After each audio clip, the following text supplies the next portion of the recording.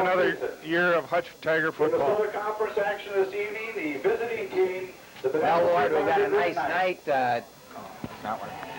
And the home team. We've got a nice night again. The weather has cooperated. Temperatures cooled down. It's going to be a lot nicer for the players. Humidity's dropped a little bit, and we welcome the Benilde St. Margaret's Red Knights. We'll get their line up at this time from Roger Aguilar. 67-pound senior Jason Struck, number 26. Struck. At right tackle, 6 foot 2 inch, 195-pound senior Nate Tennyson, number 73. Tennyson.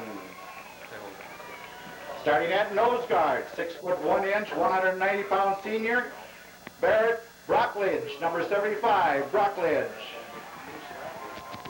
Starting at left tackle, 5 foot 11 inch, 222-pound senior Dan Charbonneau, number 77. Charbonneau.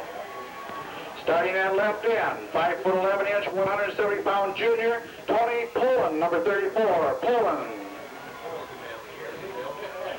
Starting at one linebacker, 5 foot 9 inch, 173-pound senior Sean Perot, number 20. Perot.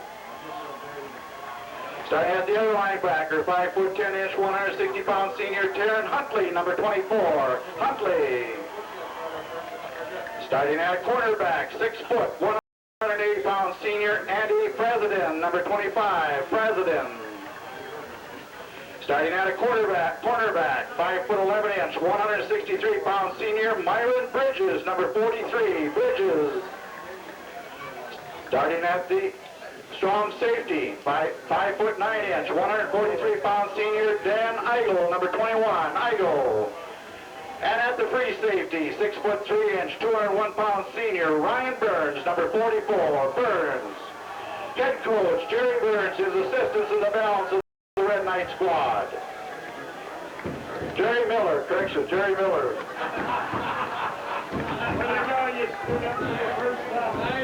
Well, I didn't think Jerry Burns had taken a sabbatical to coach the Red Knights. Hutchinson Tiger defensive unit. Hutchinson Tiger 5 defense. foot 10 inch, 171-pound junior Jamie Fallon, number 95. Fallon.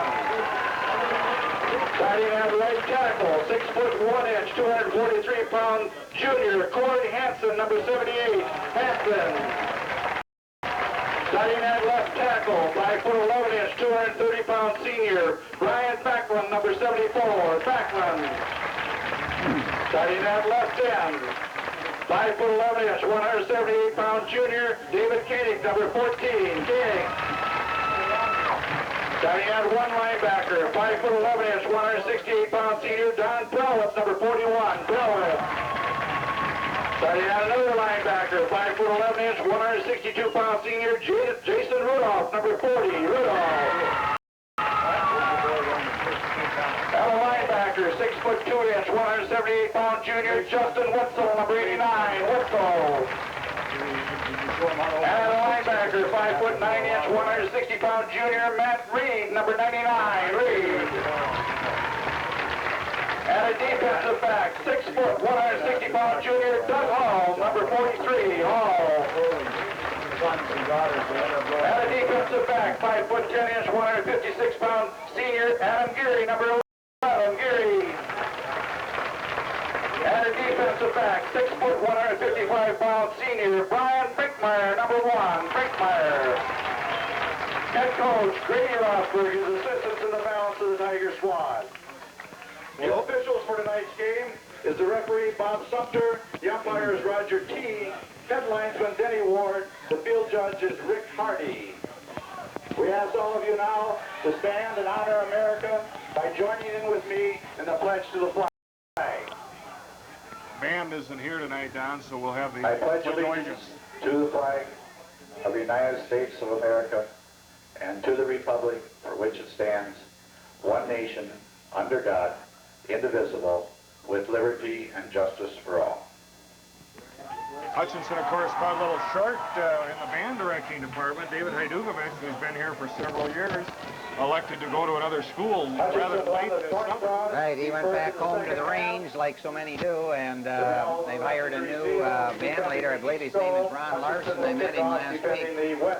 He's from Minneapolis, but he's not even seen his band yet, I'm sure, and so a little tough to play this pre-season or pre-school game, and I'm sure they'll be here for the next home game. I think it's 2 weeks from this evening. Hey, Don, have you had a chance to talk with Grady about what he looks for?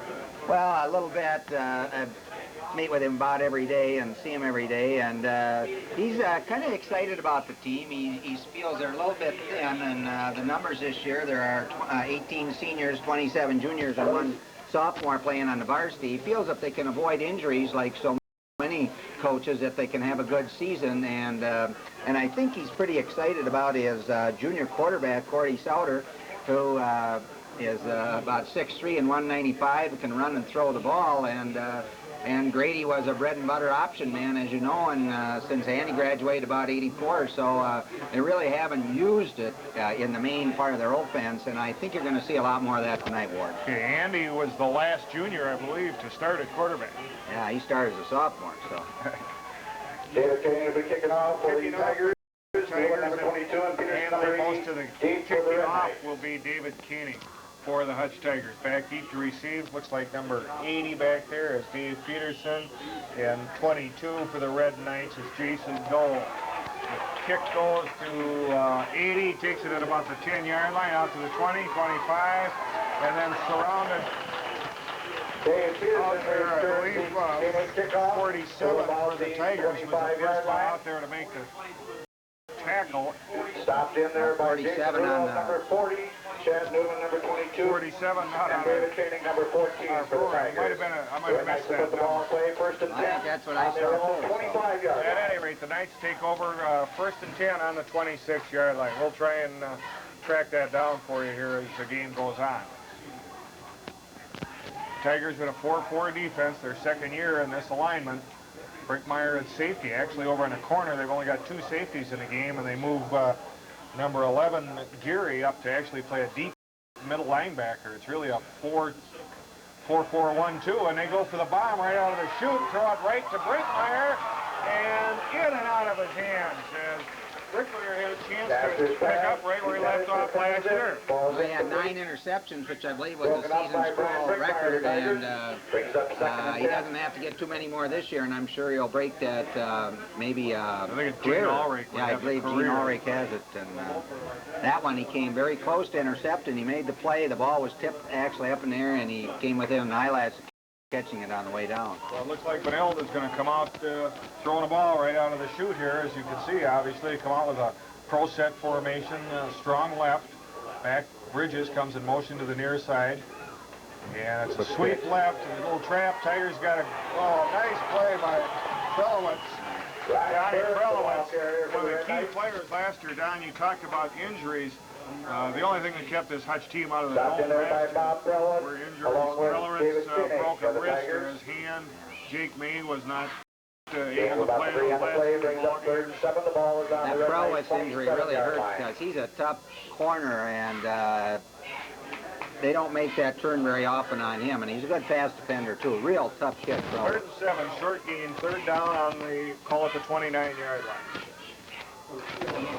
Slot formation, dropping back to pass, quarterback, gets a little pressure, throws it up. Oh, great catch out there. 84. 84 or 24? Casters pass 24. complete to Hutley. Taryn For Hutley Red there. Knights first down. 2 Tigers had, that was the first down. 2 Tigers had a play on the ball. They went down, they went up in front of the ball. Common mistake for a cornerback to make. First Is they and think 10 they've for got a play on the Benilde. ball and it floats Tigers out a on little the bit, gets over their head. 37-yard The line. receiver made a great grab. He went up and got it with one hand. So, first down of the season against the Hutch defense. Make it first and 10 on the 37-yard line for the Red Knights of Benilde St. Margaret. Slot, double slot right formation. There's some wide open formations. There's a big hit. Gets the number 14. Koenig comes in from his strong side Koenig and Matt linebacker Reed in position there on that stop. and hit the quarterback just as he was releasing the ball. But Don Benilde has shown us a lot of different sets already. Yeah. A lot of Second and 10 for the Red sophisticated Knights stuff for on this their own early in the season. They 37-yard must line. have their offense in, you might say, because they're spreading us out, and no doubt must believe at this point they cannot run over us, and maybe they got a passing attack. I don't know. Slot left formation of I-back. Bridges will be the I-back. Slot man comes in motion to the near side. Snap handoff to Bridges. He's got some good speed. He breaks a couple of tackles at the line of scrimmage. The ball carrier And then brought down finally at about the 43 or 44 yard line. 54 the Tigers. Bafflin, the main tackler. Bring up a third and 5. Bridges played some last year. Remember that Hook, how tough he was on defense and offense for the Knights.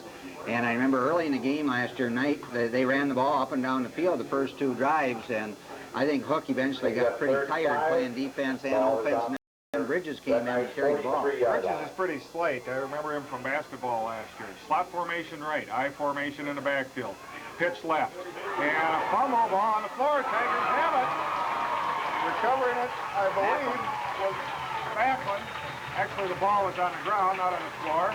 Gonna get out of my basketball mode here. 78. Maybe that's Ball on the Hansen. play. Yeah, Ball Corey recovered Hansen. by the Tigers. Corey Hansen, number 78. Corey Hansen. So the first turnover of the season, the Tigers come up with a big break. They take over on their on the Red Knights 34-yard line. For the Tigers on the Red Knight 34. In the backfield for the Tigers now will be Sauter at quarterback, Zemer and Carter at the tailback and fullback position. And Zemer had a great second half of the season last year. He'll put up some big numbers for the Tigers this year. Sauter hands off to the up back. 39. Number 39, that's Jeremy Carter, the Carter, ball carrier for the Tigers. taking over that job from Carter stopped that Mark time by Conrad, Ryan Burns of the Red Knights. playing football up at Moorhead State this year. Heard from him, he lost 10 pounds this week. A good week to lose. Gator about 7 brings up 2nd and 3. The ball is on the Second Red and Knights 3 after that 26-yard line. 7-yard gain by Carter.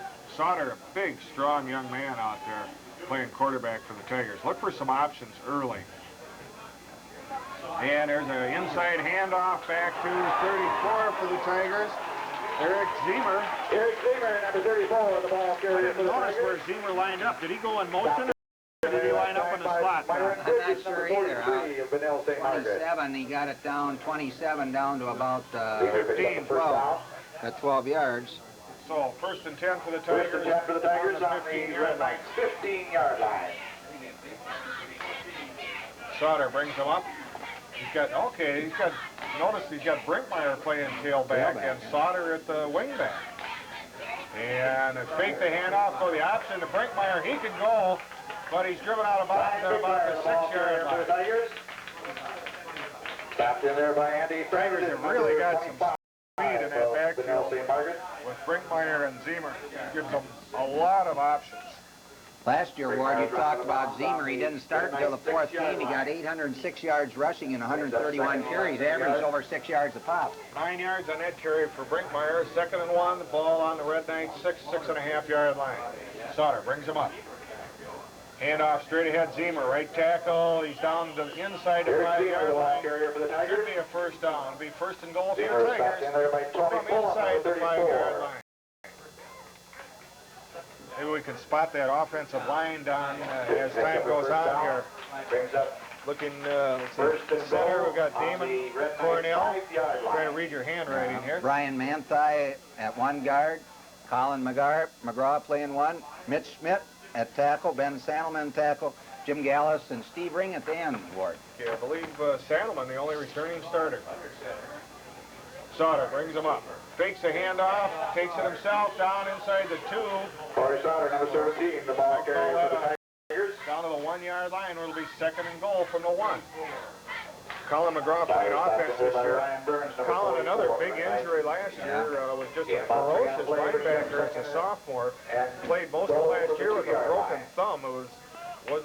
No one was aware of how serious the injury was. That navicular bone, I believe, in his wrist kind of there, and it took all year to heal it, really. Missed the whole basketball season. 2nd and goal from the 1.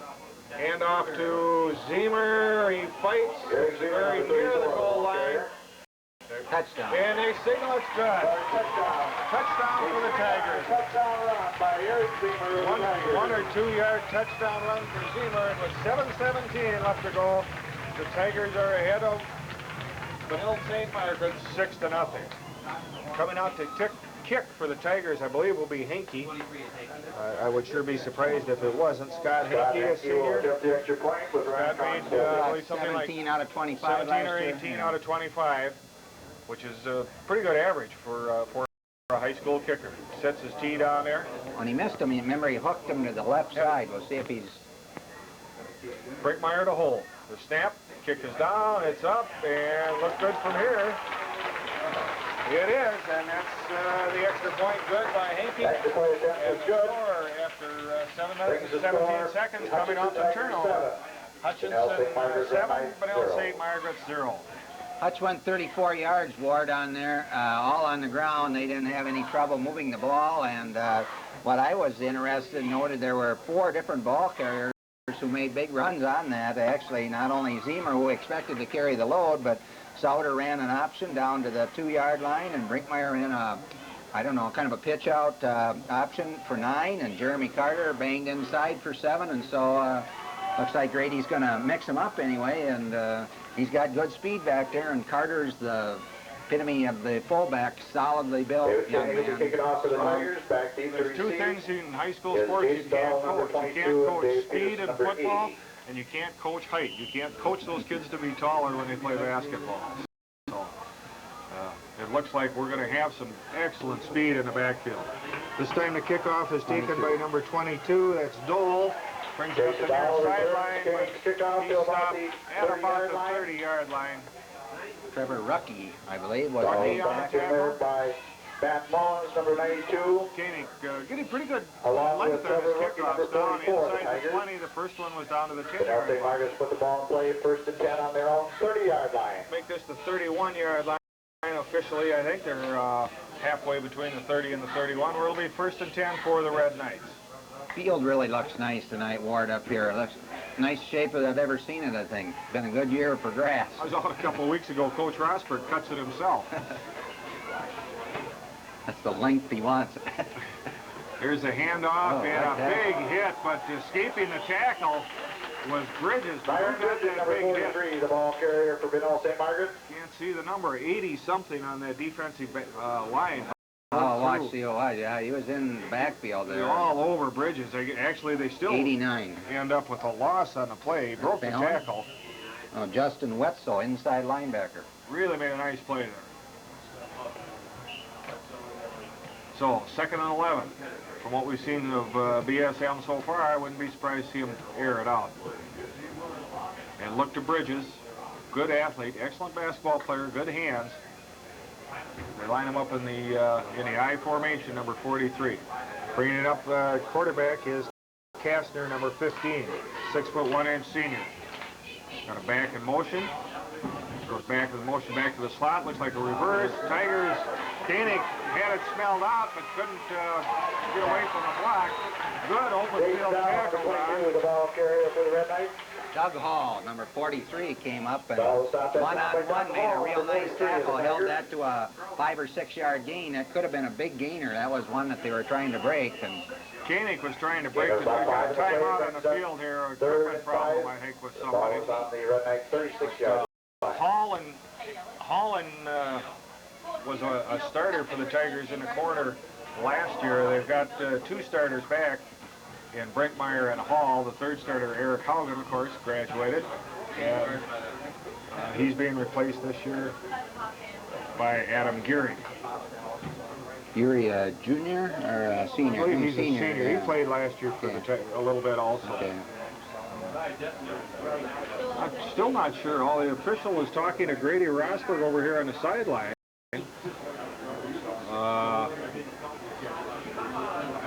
I'm not sure what this is all about. Maybe it's, I think it might be on a hot night. They get a Maybe water they bring timeout? them out, and you know, that's the thing that the high school league's very conscious of now. And so I think that was a referee's timeout to get fluid in the players, because both teams are out there, didn't want to burn one of their timeouts, you know, and yet the players need fluid. So it's a good rule, good idea. So they let anybody want to drink get water. So. And now the clock started back up. We're at 5:35 left to go in the first quarter. Tigers leading it. Big 3rd down here. 3rd and 4. Tigers thinking pass. Drop their safeties back off line of scrimmage a little bit. Maybe a change of play. Better do something quick here. Quarterback slept a little bit coming out. Good block on the corner. And coming up is Ed Brinkmeyer on the tackle, but not before they pick up about 10 yards. The ball carrier, stopped in there by Brian Brinkmeyer, number 1 of the Tigers. Corner really got blocked on that play, Don. I didn't see who came down and made that block, but the Tigers are going to have to make some adjustments. That's twice now they've had their outside linebacker lose contain. And Bridges got some speed. You could see once he made the corner there and got, he must be a pretty tall kid, and once he got those legs going. First and 10 for Benilde St. Margaret on their own 47-yard line. Must have been about 6 feet. Slot right formation. Benilde still on their own side of the 50. Haven't crossed into Tiger territory yet. First and 10 on the 47. Back goes in motion. Oh, we're going to have back in motion. Back in motion there as the Bridges, the ball carrier for the penalty. Bridges, they called his number that time, and he was left about a step early. That'll be a 5-yard penalty against Benilde. So we'll bring up a first and 15, bring the ball back to about the 43-yard line. 4:46 left to go here. First quarter at SR Knutson Field. Ward Haugen along with Don Hansen for Hutchinson Community Video Network. First penalty of the game. That's a penalty that they do allow to go. That's not like the lineman moving. When the back moves, that's an option play then for the... It's got a free play for the defense. If you pick off a turnover, a fumble, something like that. 42-yard line will be first and 15. Take that play away from the defense. Okay, we've got the back and Bridges coming in motion. We've got bad numbers over here again. And they double team the corner that time and pick up that 5 yards again. That time they was gaining. He fought those 2 blocks off pretty well. Stopped in there by Brian Blackman, number 74, along came with over Lance and Jeffer, number 88. made the tackle, but not before they pick up the 5 yards plus a little bit more. So Benilde having a little success getting outside against on the end. Early in the year, of course, that's a problem for most teams, and how to contain that outside, especially if you got somebody with some speed. And might have called. Oh, okay. We got Koenig at the end, and Frelowitz at the outside linebacker. We've got 14 and 41. I'm starting to think maybe I called those numbers backwards, but they play right one behind the other. And now Benilde has called a timeout. So we've got timeout on the field with 3:49 left to go here in the first quarter. The sun just setting off to our right here at SR Knutson Field. The lights are on. This is a great field, Don. It has been for 30 years. Good place to view the game. Bleachers are nice slant, fairly close to the field on the home side. Plenty of room on the visitors' side tonight. Benilde looks like they probably brought about 75 to 100 people. If they're all visitors and if they're all from the Red Knight School, they possibly started school early. I know private schools can start. That's an option that they have, and they don't follow the law like the high schools cannot start till the day after Labor Day. And so I know last week some of the private schools were in session, so that could be good or bad. If you're practicing, you know, give you some more time, get the players there earlier, and especially in a private school. I'm not sure where their players come from.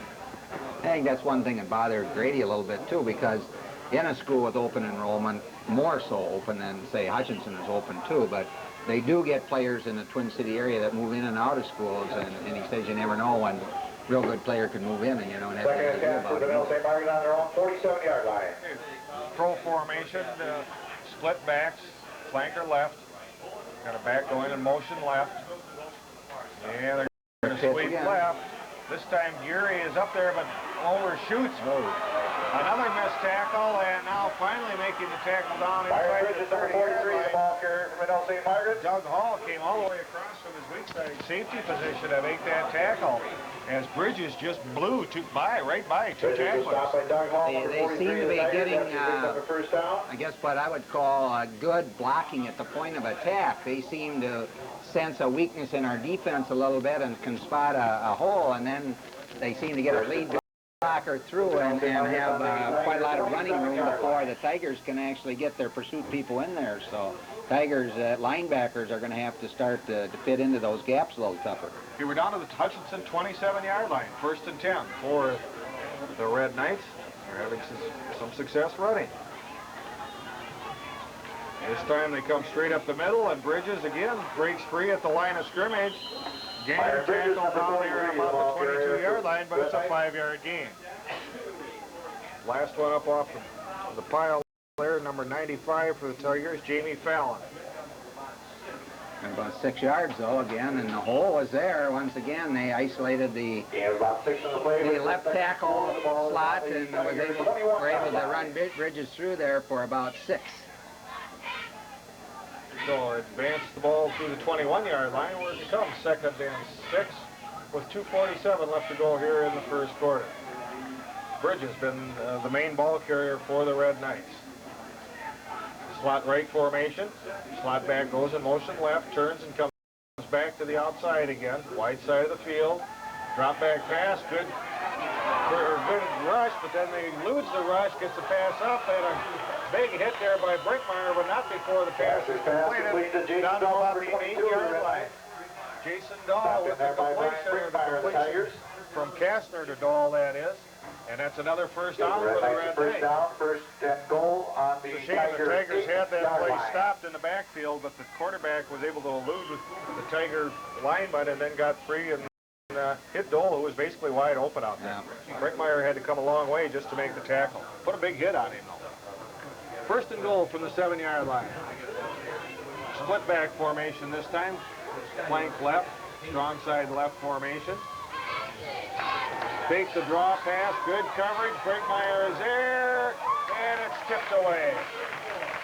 Tigers had that one smelled out. Brinkmeyer and Rudolph, number 40, were both all over the receiver that time. An ill-advised throw. This is the 3rd game between the Tigers and the Red Knights, and the Red Knights were beaten last year 12-0, and the year before it was 28-2 on a missed snap on a punt that went out of the end zone. And so actually, Ward, this is probably their most, well, they were down there last year a couple times too. So if they would score here, it would be their 1st touchdown in 3 years against the Tigers. 2nd and 7. 2nd and goal from the 7-yard line. Kastner handoff to Bridges, and he's brought down for a little or no gain, perhaps a loss of a yard. 88, Lance Juffer made the tackle. Lance Jeffers, number 88 for the Tigers. Yeah, I believe plays one of the inside linebackers, right, doesn't he? So the Tigers stiffening down here. I'd call that a loss of 1. Loss of about a yard of play back to the 3rd down line. 3rd goal from the Tiger 9-yard line. Tigers, let's see what they do defensively here. They stick with that 4-down line with 4 linebackers, 3 defensive backs. These wide open formations put a lot of pressure on the corners. There comes Good block on the corner. And that'll be, short of a touchdown. Who put that hit on? Bridges, the ball carrier. I got a bounce by Geary, I think. Tigers. Was it Geary or Brinkmeyer that made the hit? 1 or 11, I couldn't tell which. Whoever it was is still down for the Tigers. About 8 on the play, brings up 4th and goal on the Tiger 1-yard line. Stop Bridges just short of the goal line. Again, I still can't see who it is. Maybe we can pick it up on a monitor a little better than we can see it ourselves from here. Well, that's Brinkmeyer in the backfield. I recognize the way he stands back there. I'm pretty sure it's Geary. Adam Geary that made the hit, and then, or at least he was in on the tackle anyway, and I don't know what he hurt, but I thought for sure that Bridges was in that time. It took a good hit to knock him out of bounds. Looked like he got up, and then either he got his bell rung a little bit or injured an ankle. It would be a strange type of play. You don't normally get a leg or ankle injury on a tackle like that. But there's a high jump or a pole vault pit or something. What is that over there? Long jump pit. Long jump pit, which the concession stand normally is on a play over there. They maybe got all the way over to that. They went quite a ways out of bounds. Candy bars at the gate. There's a new rule this year too, Ward, that if you get your bell rung in a game, and I forget what it is, I think you have to have a doctor's permission this year to go back into the game. So if you go off the field that way, and That was a hip there.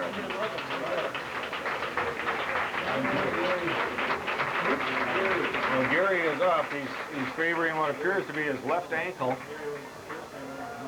Getting a little help coming off the field. Left ankle or left knee. Doesn't look like a knee problem. Looking a little better all the time coming over here. Hopefully not too serious. He maybe got his head stung a little bit there at the same time. Well, he's got a smile on his face. You can see it on the monitor there. Is that a smile or is he a grimace? I think it's a smile. See?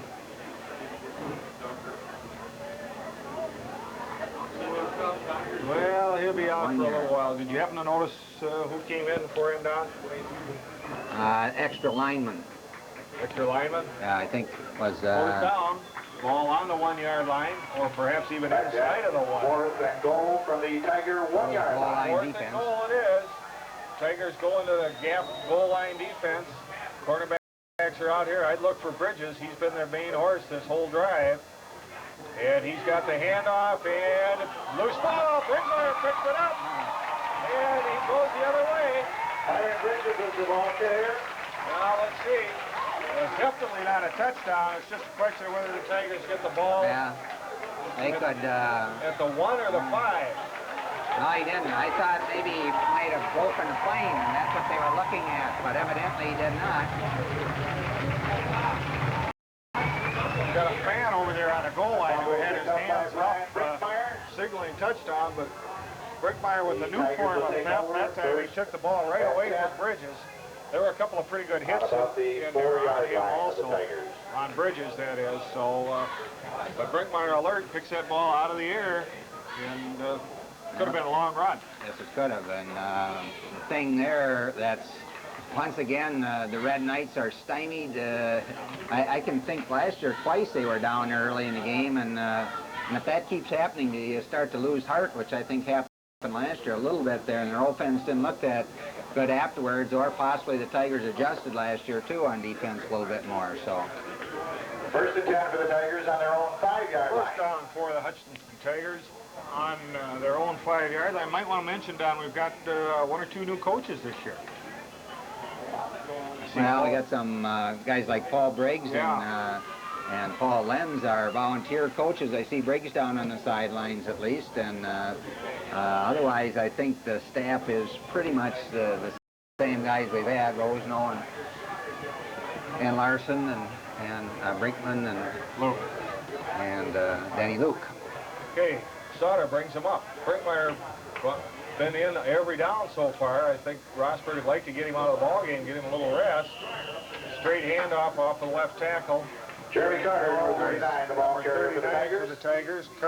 Jeremy Carter. Carter stopped that time by Andy Patno, number 83 of the Red Knights. Picks up about 3 yards though on that carry. Gives the Tigers a little more breathing room over there. 30 seconds left to go in the first quarter. Yeah, that's been. I'm not sure we didn't start this at 15 instead of 12 minutes. Probably the last play of the quarter. Sauter drops back, drops in under center. Hand off to Zemer. He gets maybe to the 10-yard line. Certainly a little more. For the Tigers. So that'll bring up a third and 5 from the 10-yard line as the first quarter is about to run out. By Nate Tennyson, number 73, along with Barrett Bradley, number 75. Well, Don, what's your analysis so far? Well, I think going into the game that possibly the coaching staff thought that the offense, despite being inexperienced in many places, might have been a little bit ahead of the defense because the skilled people that we had, I think the coaches realized that they had some pretty good potential to move the ball, but the defense will have to come alive a little bit there. They had a long drive against them that almost resulted in a Red Knight touchdown, and they're going to have to retour a little bit, and there are a lot of new people playing on that defense, especially at the linebackers and the defensive ends and things, and early in the year that's what they're looking for, to try and make some adjustments along that defensive front. I really think the Tigers will be able to move the ball down here. They're pretty limited in what they want to try and do with this 3rd and 5, but I'd kind of look for an option, wouldn't you?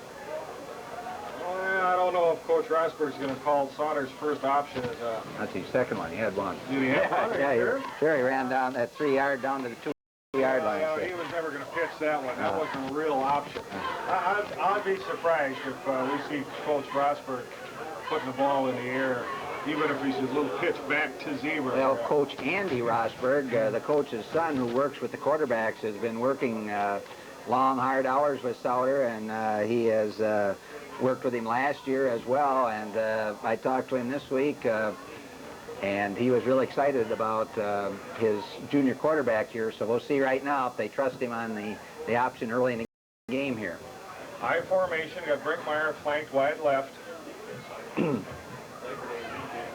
Tigers go to the set, Brinkmeyer in motion, and it was the option play. It was going to be an option to Brinkmeyer, but Sauter just turned Sorry, Sauter, the ball carrier for the Tigers. right away. He picked up 3 or 4 yards, but he's going to be a yard or two short. Ryan Burns, number 44 of the Red Knights. So that'll be a punting situation for the Tigers, and Don, I believe, 14, David Keating is going to be the punter for the Tigers.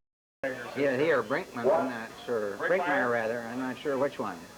Okay, I saw Keating come in. I was thinking that would be the punt, but perhaps you're right. Brinkmeyer does drop back into the punt formation. Oh, Keating's the Brian snapper. Brinkmeyer back to punt for the Tigers. Myron Bridges, number 43, down to receive.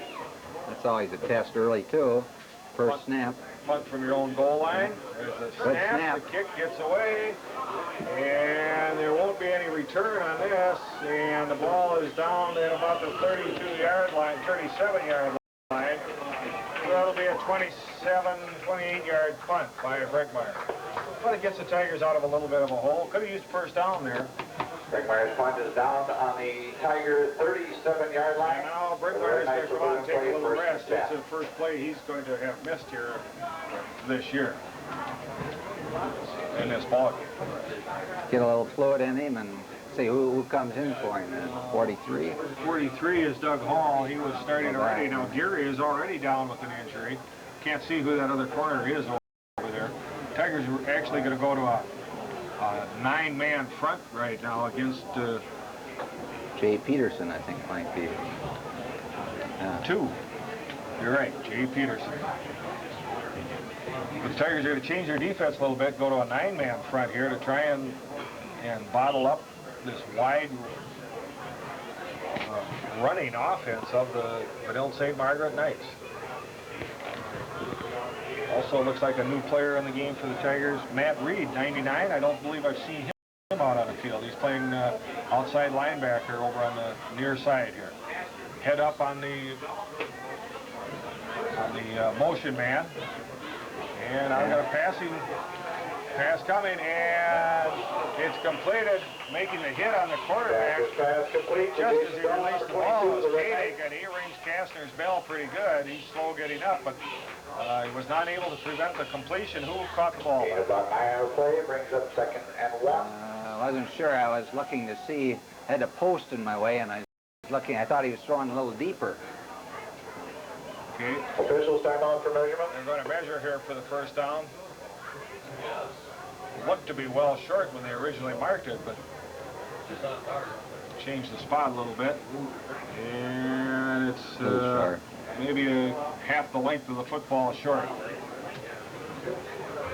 That will be about the longest pattern that they'll be able to throw on the 3 drop-back passes. Kastner's got drilled on 2 of them, and both of them were relatively short passes. The third one, a completion, he was able to get away from the lineman. On the Tiger 28-yard line. Benilde has not shown the ability to stop the Tigers from putting a lot of pressure on the pass. Brinkmeyer back in the ball game. 2nd and goal. This is really a free play, not 2nd and goal. 2nd and a half yard here from the 28-yard line, 27-yard line. Bridges in motion this time. And a pitch over to the far side. Tigers aren't able to contain the running back, and carrying it down the field for the first down is Ryan Burns, the ball carrier for Benilde St. Margaret. Burns was stopped in there. Well, he had a linebacker coming through, but he wasn't quick enough to quite make the play. I think he took a little bit of wrong pursuit on the runner, and as a result, the guy's got pretty good speed, both Bridges and Burns, and he was able to turn it outside. And actually, the Red Knights have 6 first downs, the 2 for the Tigers, so they have been controlling the ball, and Tigers need to get their hands back on it. Only 2 turnovers have stopped them thus far. Ball on the 17-yard line, 1st and 10. The Tigers showing perhaps a little inexperience defensively as they're coming in behind the ball carrier, getting a poor angle of attack.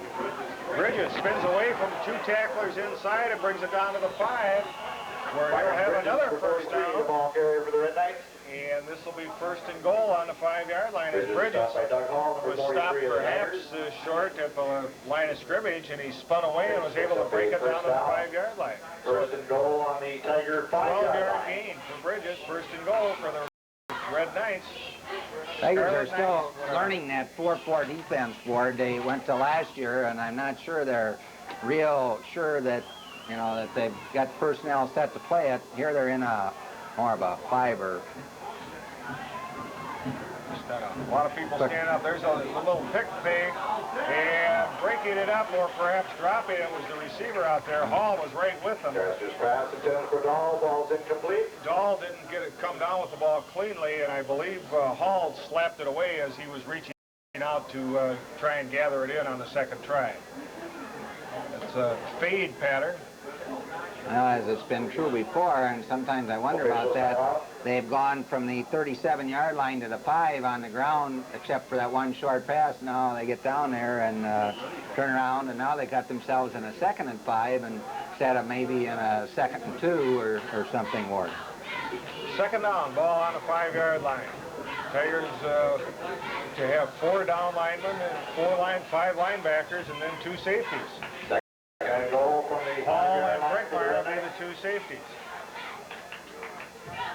Motion man all the way across the backfield. And handoff to Bridges. He stumbles as defensive pressure. The running back, number 24 there, was pushed into Bridges and then tripped Bridges up. So it's a loss on the play. Give that credit to the defensive line and the Tigers. On the Tigers 7-yard line. One of the Tigers, they expect to play linebacker, Josh Hinkie, down there with a cast on his ankle for another week or so. Hurt it in a hockey camp, and they were counting on him to play some linebacker early, and I think he still has two weeks at least probably before he'll be available. Oh, the Tigers almost lost somebody out here as the flanker almost came out uncovered. Wouldn't be surprised to see the ball go in the air here. No, handoff straight ahead. That's going to be short by 2 or 3 yards. Ryan Burns, number 44. St. Burns made it to about the 3-yard line where it'll be 4th and goal. The Tiger defense stiffening down here inside their own 10-yard line for the 2nd occasion. I imagine Red Knights are going to call a timeout. They're kind of in that gray area with 8:28 to go. They trail 7-0. They've got a 4th and about, it looks like 3 yards, and they'll have to make up their mind now if they're going to try a little pass play or try to run Bridges. I would almost guess, if I was coaching, I'd use that wide pitch to Bridges again, and he's had good success with it, especially to the left side, and they have the whole left side of the field to operate on this time, and he's pretty quick. And what about the field goal? Although it doesn't look like they're thinking about that. Tough play in high school. That's only the 3-yard line. Yeah. Good angle, though. Well, I don't think that's going to be, it doesn't look to be among their choices. So we'll look for, as you said, I think their most successful plays have been handing the ball to Bridges and just letting him go. That's Geary's corner they'll be running at, too. He's still down on the sideline. I think he sprained his ankle on that play and getting it taped by Trainer Munns right now, and Speaking about Trainer Munns, we have to talk about that. What's his status for this year at school now? He did get reinstated as a part-time instructor in chemistry. He had to get some credits this summer in chemistry to stay in the curriculum as teaching chemistry, and so he will be back now, and he's teaching 3 or 4 classes. That's good. 4th and goal. Gaskin brings him up. Back in motion. Watch for Bridges, the tailback. And off the fake handoff. The Tigers have got this spelled out. They stop him. I don't know, Don. I think they outsmarted him. Too long. too much time there. To me, I'd have pitched to Bridges and let him go right, and he had good success with that early, and I wasn't sure who came up, but I think Brinkmeyer was in on it for one, and I'm not sure who the other tacklers were, but they didn't gain anything, and now they've been down to the 1 and the 2, and kind of shades of last year when they were down there and fumbled, and now the Tigers got to pump it up. Tigers offense has to get going. Now, Doug Hall was getting a lot of slaps over here on the sideline, so he may have been in on that tackle also. Hand off to tailback Zimmer. Number 34, the ball carrier for the Tigers. Loses half a yard. Well, they've been tough so far outside of that first, after that first drive of the Tigers. That actually was only a 34-yard drive for a touchdown after the first fumble. Well, maybe the Tigers are going to have to start a little deception here. If you can't run over them, you got to go around them. Coach Rosberg had said in the paper that he may be a little bit more of a finesse team this year. Situations like this are not really finesse situations. You have to go straight at people. Oh, but he puts it in the air. Oh, and he had a receiver. I'm sure so surprised at how open he was that he overthrew him. But wide open out in the flat was Jeremy Carter. Yeah, that would have been a long gainer. Yeah. Brings up 3rd and 10 from their own 2-yard line. Yeah. Oh, that's a quarterback's dream. He made the fake on the handoff, and he turned and he looked, and there wasn't anybody within 15 yards of Carter. And didn't get the ball to him. Just got a little excited down there and overthrew him by about 2 strides, and he may have been in shock from the call, the pass from his own 3-yard line. As you said, though, Don, Tigers have to perhaps open up a little bit here. Brinkmeyer comes in motion. That didn't look good at all.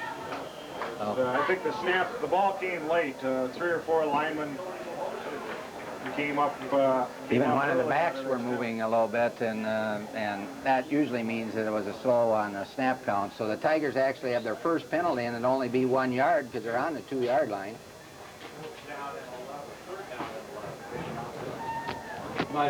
So we'll repeat that play. The Tigers, of course, will start with go back to the huddle and call another play, but it becomes now 3rd and 11 after they've come up empty on a run and an incomplete pass, and now the penalty. Not much margin for error now. So Sauter bobbles that ball, coming out a little bit, gets it to Zimmer, though. He breaks across out to the 14-yard line where he gets the first down. Zimmer stopped that time by Andy back now. Number 83. 12-yard gain from 1 to 13. Big first down for the Tigers. We were looking there and having to give Benilde the ball back once again in that 34-yard line. Tigers on their own 15-yard line. I'm going to move the ball out. We'll call it the 14-yard line. 1st and 10. Sauter under center. Zimmer and Carter in the backfield with Brinkmeyer flanked wide left. Looks for Brinkmeyer. He's wide open. Get it out of his hand. That was a nice pass, though. That ball was right there. Sauter's pass. Sauter ball is incomplete. faked the handoff and kind of just lobbed it over there. Brings up 2nd and 10. The cornerback, Brinkmeyer, extremely slow reacting to the ball. Brinkmeyer won't drop many of those either, and Sauter actually did a great job on that because he was under a lot of pressure. I watched the right tackle came real hard and forced him to throw a little early. Tough catch for Brinkmeyer also. That's coming right down the pipe. You got to look right back over your shoulder. And with all that gear on, it's hard to get your head turned in the right direction. Hand off to, I believe, Zimmer. Derek Zimmer, number 34, across the 20 to about the 23-yard line. Stop that time by Barrett Blackledge, number 75. Oh, that's an 8-yard gain. That didn't look like an 8-yard play. Actually, I'd call it 9, as we'll call this 3rd and 1. The ball at the past the 23-yard line. They don't have to get all the way to the 25, maybe the 24 and a half. 3rd and a long one. 3rd and 2. The ball is on 6:25 left to go in the first half. Tigers lead it 7-0. 3rd and 1, 3rd and 2. Short 2. Sauter brings him up. Looks it over. May have changed the play there, and now he's going to call a timeout. as Sauter Hutchinson kind of looked like he was trying to audible out of the play and then wasn't sure maybe perhaps he had done the right thing. Well, either that or the play that was called from the sideline when he got up and looked it over, it might have been right into their defense, and then wasn't able to make the audible, and he did the right thing there. Showed good judgment rather than do something that he was afraid wouldn't work. He did take the time out. Tigers do have 3 timeouts. That's the first one they've used with 6:09 remaining here in the second quarter from S.R. Knutson Field in the 1991 season opener. The Tigers lead 7-0. Actually, this is Coach Rosberg reached that milestone last year. He's one of a handful of metro area coaches that have 200 wins. He's 272-2, and actually he's won 83% of his games in the last 10 years.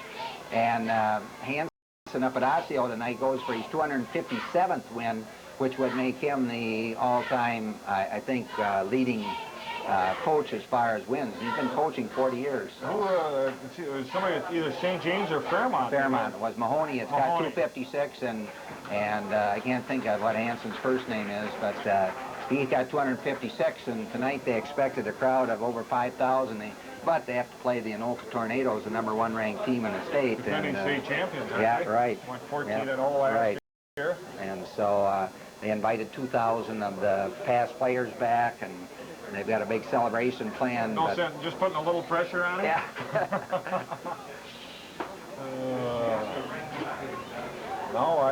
He's a great guy. He's a music teacher up there, and he's got a great choir, one of the better in the state. Odd combination. Choir director, football coach. Well, we're back just about ready to get underway here with 6:09 remaining. 23-yard line. Third and a short 2 for the Tigers. They bring them out, I formation. Zemer deep in the backfield, got Brinkmeyer in tight this time. Handoff goes to Zemer, he breaks a tackle, but he's across the 25 to about the 27-yard line, calling a pickup of 3. Stopped by Ryan Burns, number 44. And that'll be another first down for the Tigers. Zemer picks up a first down for the Tigers. Brian Zemer. Eric Zemer. Brian's would be Brian's First and 10 for the Tigers on their own 27-yard line. At any rate, breaks that ball out to the 27-yard line. He's about a half a step away. Maybe a little later in the ball game, he could easily break one of those and go for a long gain. But a big gain there. He's had a couple of big third down plays already in this short drive. Inside pass, ball deflected, intended for Brinkmeyer. Sauter's pass was broken up by one of the linebackers. The Red Knights. Breaking it up was Phil Martin, a linebacker for the Red Knights. Brings up 2nd and 10. One thing about Zemer, he's really worked on the weights. Last year he wasn't very big at all, and he's a tough runner for his size. This year he's bulked up. I don't know what they list him at, but let's see, what is he, 34? 165. 160. I bet he's gained 15 pounds maybe this year.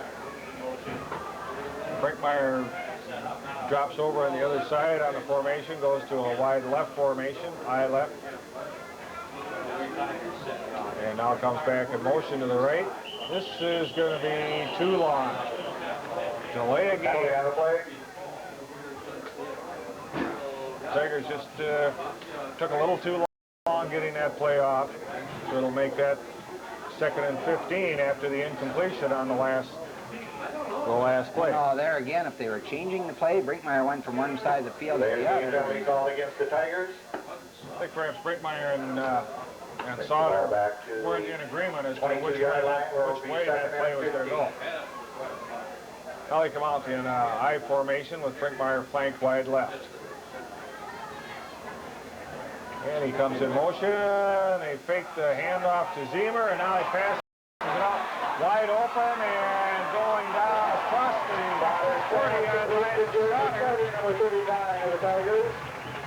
Sauter with a catch on the first down run. In there by Ryan Burns, number 44 of the Red Knights. That play was similar to the one the Tigers had earlier where Sauter was wide open, or not Sauter, the quarterback. Carter Tigers on their own 40-yard line. Overthrew him. That time Sauter drilled it right between the numbers, made a nice catch, and away he went for the first down. Yeah, under a great pressure, too. That's his first completion in 4 tries, but I think you'll see him develop to be a good passer, Ward. Ball just short of the 40-yard line. Blitz, Tigers pick it up. Little hitch pattern to Brinkmeyer. And, oh, he gets hit hard there as he gets double-teamed. Those will hurt. He tried to cut back, and one of the Red Knights caught him in the middle of the back. Stepped his head back a little bit, but not before he picks up 8 yards out to the 48-yard line. 4:48 left to go here in the quarter. Tigers now definitely out there where they can use their total offense, and you're starting to see the ball up in the air a little bit more. 2 nice passes, those last 2. Great timing on that last one, just as Brinkmeyer turned and the ball was there, and good defense prevented a big gain there. 2nd and 2. Hand off to Zemer. He's caught in the backfield. Eric Zemer, the ball Making a big play that time was another player from Benilde who's not on our program, 71. Somebody blew through a hole there that... No idea who that is. He's not on the program. But he definitely got Zemer in the backfield. Call it a loss of 1. We'll make it 3rd and 3. Tigers have had trouble just banging straight ahead, except for that key first down down there. The ball is on their own 47-yard line. Well, they have not had a great deal of success coming straight up the middle, with the exception of Zemer had 1 13-yard run. Hand off to Carter, and across midfield down to the 45-yard line, picks up another first down. Carter was stopped that time. 3:40 left to go, 45 yards away from the goal line. Tigers like to get things going now, although they have 2 timeouts left. I think Sauter used just 1 of them. You'll see the ball in the air a little bit more here. Watch Brinkmeyer. Coach Rosberg feels that he can develop into being one of the best pass receivers in the state. Single setback for the Tigers. I can't see who it is. I would guess it's Geary. We probably have Zemer and Brinkmeyer flanked right and left. Sauter brings him up. There's a snap, zip, or a blitz rather, and again destroying that play is number 71 for Benilde, as he came in completely unblocked and tackled Sauter, who did a good job just to get rid of the ball. Going to have to get some blocking up there, and early in the year, of course, it's difficult to pick up those stunts and blitzes like that, but that time there were at least 1 or 2 that came through very quickly. Okay, number 71 is Sean Carroll. Number 20 on the sheet here, wearing number 71 tonight, playing inside linebacker. And he comes through free again, and was able to make the tackle once again. Carter, the ball carrier for the Tigers. Oh, he can hardly wait to get up there and go. By Sean Carroll, that's right. He's really jumping around. He's looking. He appears to be the defensive captain also, as he looks to the sideline for the signal on each play from the coaching staff. Another short gain there. We're down to another big 3rd down play here. 3rd and 9. 2:48 left to go. Ball on the 44-yard line. Tigers may.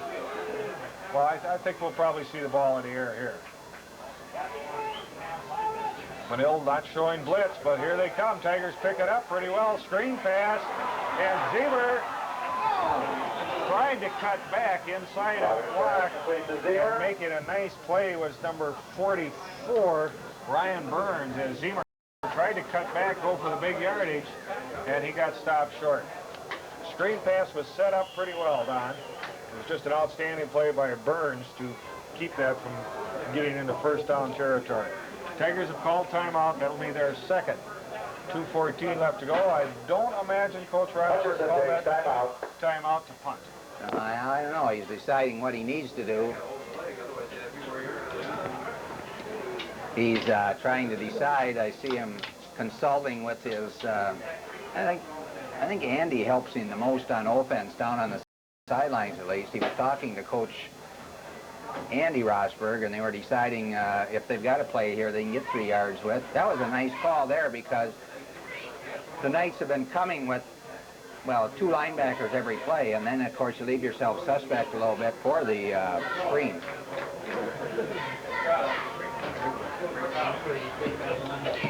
Andy Rosberg down on the field, I believe the last couple of years he's been in the press box during the games, hasn't he? So the timeout just about completed. The Tigers lead it by the narrowest of margins here. It looked early in the game like they would be just walking the ball up and down the field, but Benilde has actually got perhaps more first downs than we do, although we picked up 4 or 5 on this most recent drive. I believe that they still might have 1 or 2 more than we do on the strength of the first quarter. They had 4 and they had 2. 4th and 3 for the Tigers on the Red Knights' 43-yard line. Ball on the 44-yard line. Sauter brings them up. Tight formation. Brinkmeyer flank left. Pirro can't wait to come. And Sauter is tackled by Pirro as nobody's blocking him. No, not at all. That was going to be the option. Corey Sauter, the ball carrier. And the Didn't ball, hear you time to Hutch. Passed in there by Sean Carroll, number 71 of Benilde St. Margaret.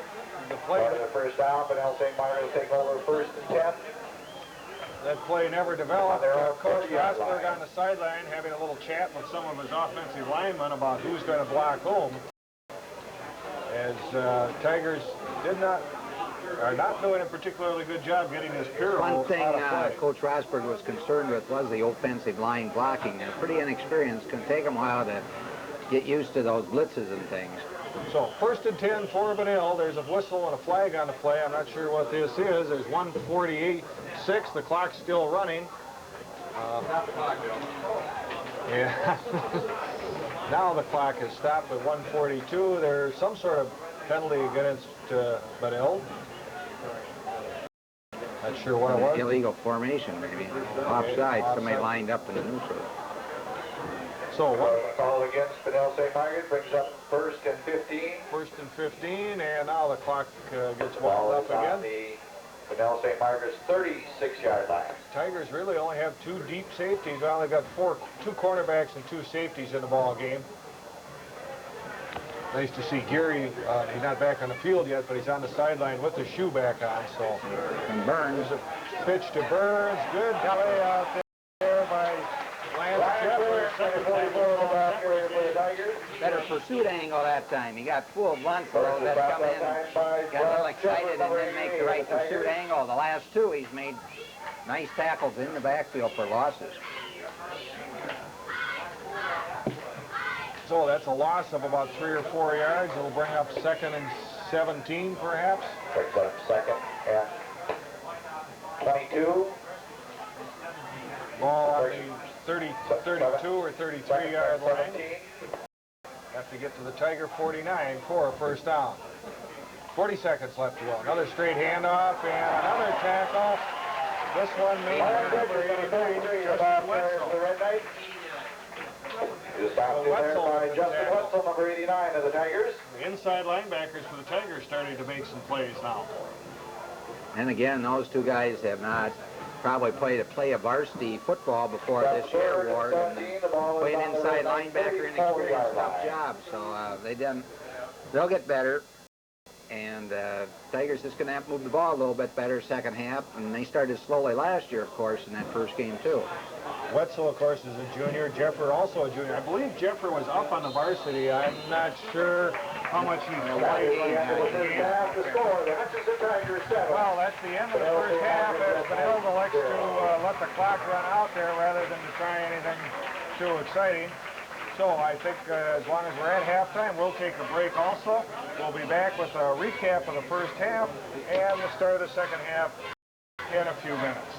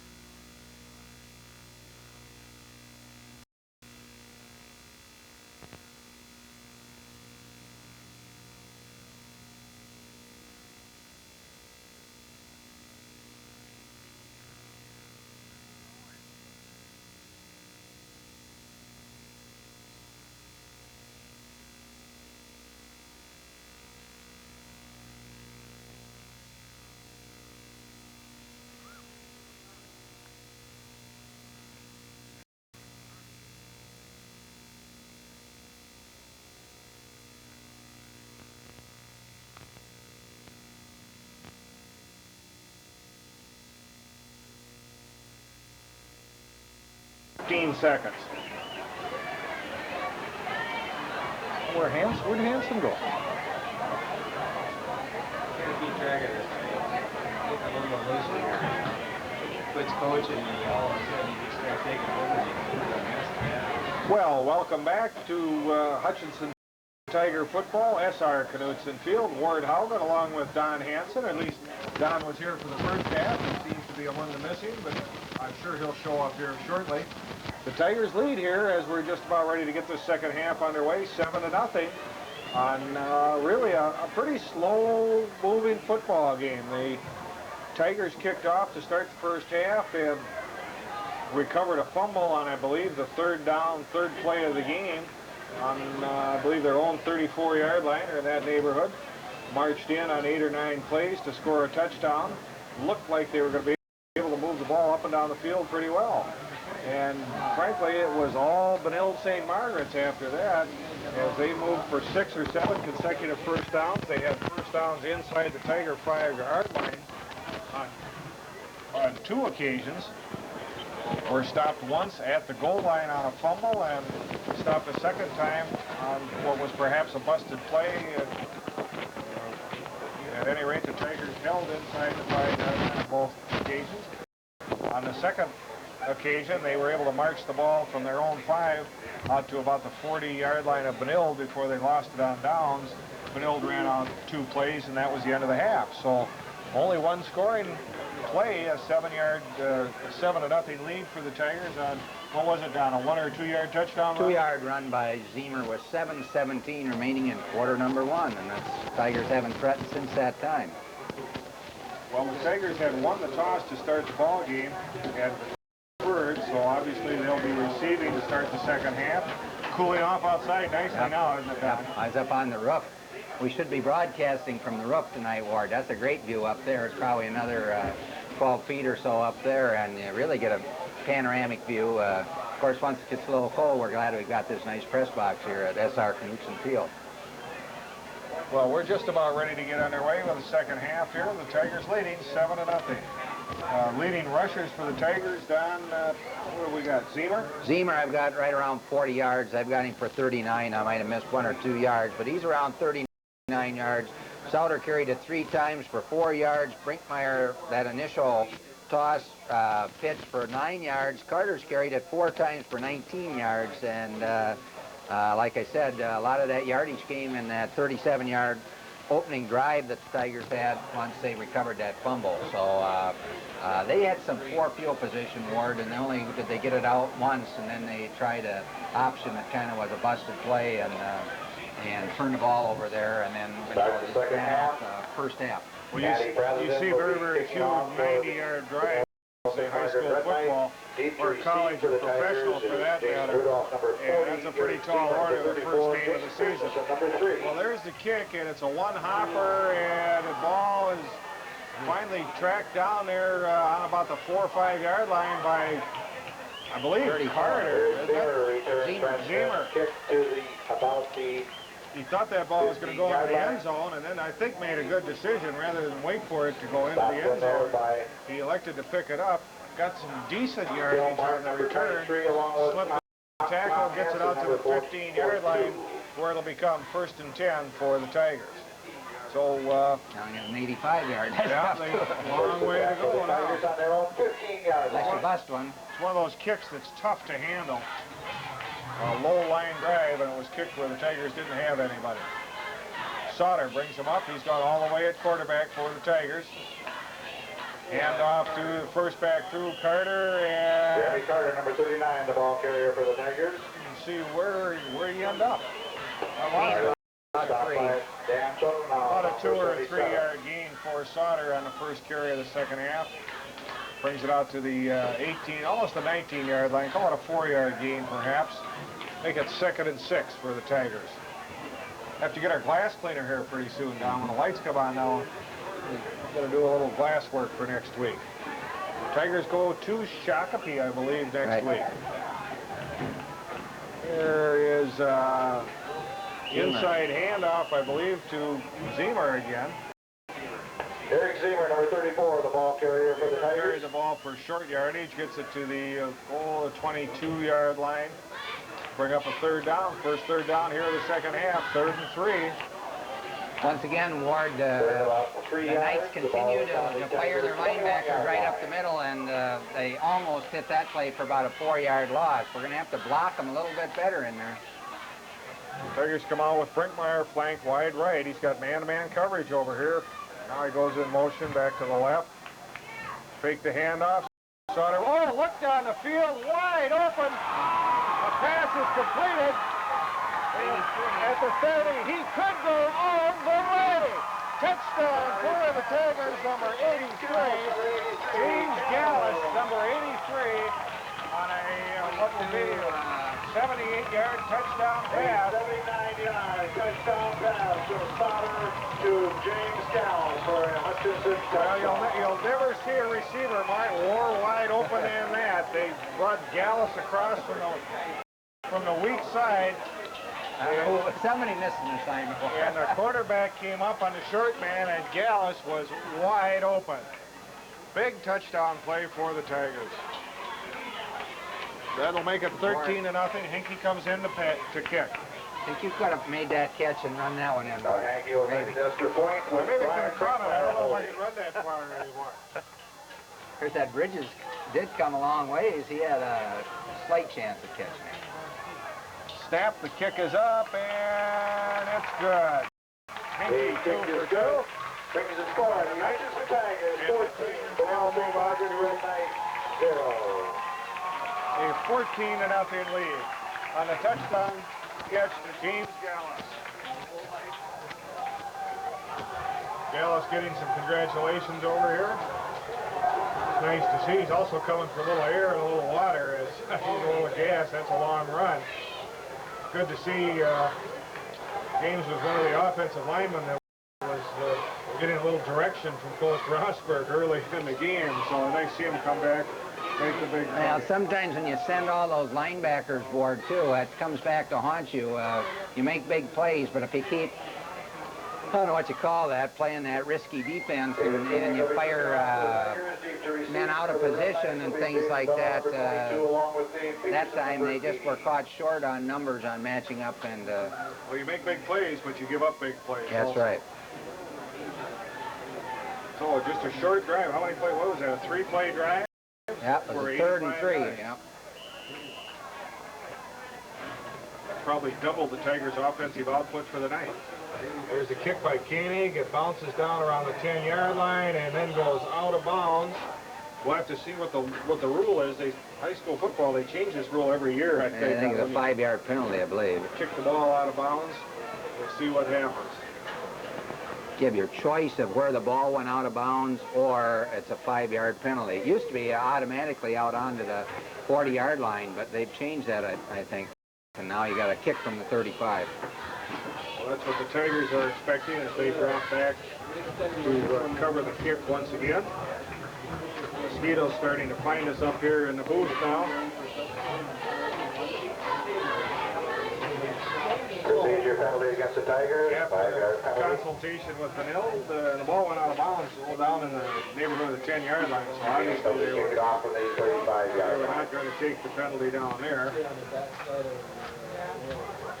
Referee hands the ball to Koenig for the kick. What is that, an illegal procedure penalty? I believe that's what they called it, yes. So David Koenig ready to kick off again, this time from the 35-yard line. Coaches the ball, there's a kick, high end over end. This one is coming to play. Taken on the 20, out to the 25, 30, 40-yard line where he's driven out of bounds. I believe Jason Dahl returns Jason Dahl on the return. Matt Reed. Dahl was stopped in there by Matt Reed, number 99 of the Tigers. His second or third tackle in the ball game, and the ball spotted pretty much right at the 40-yard line. Where it'll become 1st and 10 for the Red Knights. Benilde St. Margaret put the ball in play, 1st and 10 on their own 40-yard line. One thing, Koenig will always have to switch shoes after he kicks, and so Matt Reed, generally defensive end, I think will stay in and play that first play at least or two. Tigers in the 4 down linemen defensively, 5 linebackers, and then 2 safeties this series. Straight ahead is Bridges, I believe, and Byron Bridges, number 53, the ball carrier for the Red perhaps Knights. 1 or 2 yards. Macklin was the first guy to make contact. Macklin was. Tigers leading 14-0 here. Stop for the Tigers. Thanks to a 78-yard Gain of about 2 in the play, touchdown brings up pass 2nd and 8. The ball is on the Red Knights 42-yard from line. Sauter to James Gallus. 2nd and 8 for the Red Knights on their own 41-42-yard line. Tigers stay in that two-back defense there. Oh, Doug Hall plays an outside linebacker. Oh, that's Prelowitz over there. Looking for a little screen. Look out! Oh, Prelowitz. I tell you, that's a dangerous play for a running back. They got the ball out to Bridges out there. He caught it over his shoulder. Got drilled, too. I think that could Caster's pass just complete to open Bridges. season on that Stopped in there by Don Prowlis, number running 41 back, of the and Tigers. Prelowitz smelled that one out. He was coming hard. Quarterback really kicked that play pretty early. He just kind of spun and kept looking and looking, and 40-yard line. the defensive backs like that when they do that without a whole lot of deception to fool them. Didn't freeze anybody inside, you know. And now there's another passing situation, Ward, with a 3rd and 10 with 9:12 remaining third quarter. Tigers 14-0. Got their safeties 5, 10, 15 yards off the line of scrimmage over here. And they're going with a little fade pattern and intercepted, I believe. 43. 43 is Hall. Doug Hall with the interception. Nice coverage. Again, the quarterback Caster's pass was stepped back, intercepted by looked Doug right Hall at the of the Tigers. receiver and threw it, and Hall was right there. Tigers had double coverage on the Doug play. Hall intercepts that pass. Second Tigers will turnover of take the over. game. 1st and 10. Third. The ball is on their own 37-yard line. Fumbled twice. They fumbled. That's right. They fumbled down there on the 5-yard line on that 4th down play. Yep. 1-yard line. Brinkmeyer brought it back. Where are we starting from? The 37-yard It'll be line. about the 37-yard line. 1st and 10 for the Tigers. Sauter brings them up. Calls off the play. This is the option. Oh, he's got some running room himself. And he just turns it up the field and crosses the 50-yard line. Corey Sauter, perhaps 14 yards. That's what I think the Tigers are going to look for this year. The two options there. Who was the option back? Was the option? Zemer, I think. Was Zemer Yep. going to be the Sauter option picks back? up the 1st down for the Tigers. Macy Sauter, that play was pretty 1st wide and 10, open. the ball When is on Macy the Sauter 50-yard down line. the road now, he'll pitch that ball and go looking for somebody and become the extra blocking back on the play. Brinkmeyer comes out to get a little rest. Didn't catch who went in for him. Probably Jason Christensen, maybe. Give the ball to Zemer straight up the middle, and he's down to the 31-yard line. The ball carrier for the Tigers. Gain of 9. Zemer stopped that time by Andy Fett, now number 83 of the Benilde St. Margaret Red Knights. Targets the Tigers right here, perhaps starting to take control of the line of scrimmage now. Benilde may be coming a little disheartened. They don't have a lot of numbers, although the Tigers don't this year either, but still going with a pretty much full 2 platoon. Yeah. Brinkmeyer, the only player, I believe, going both ways.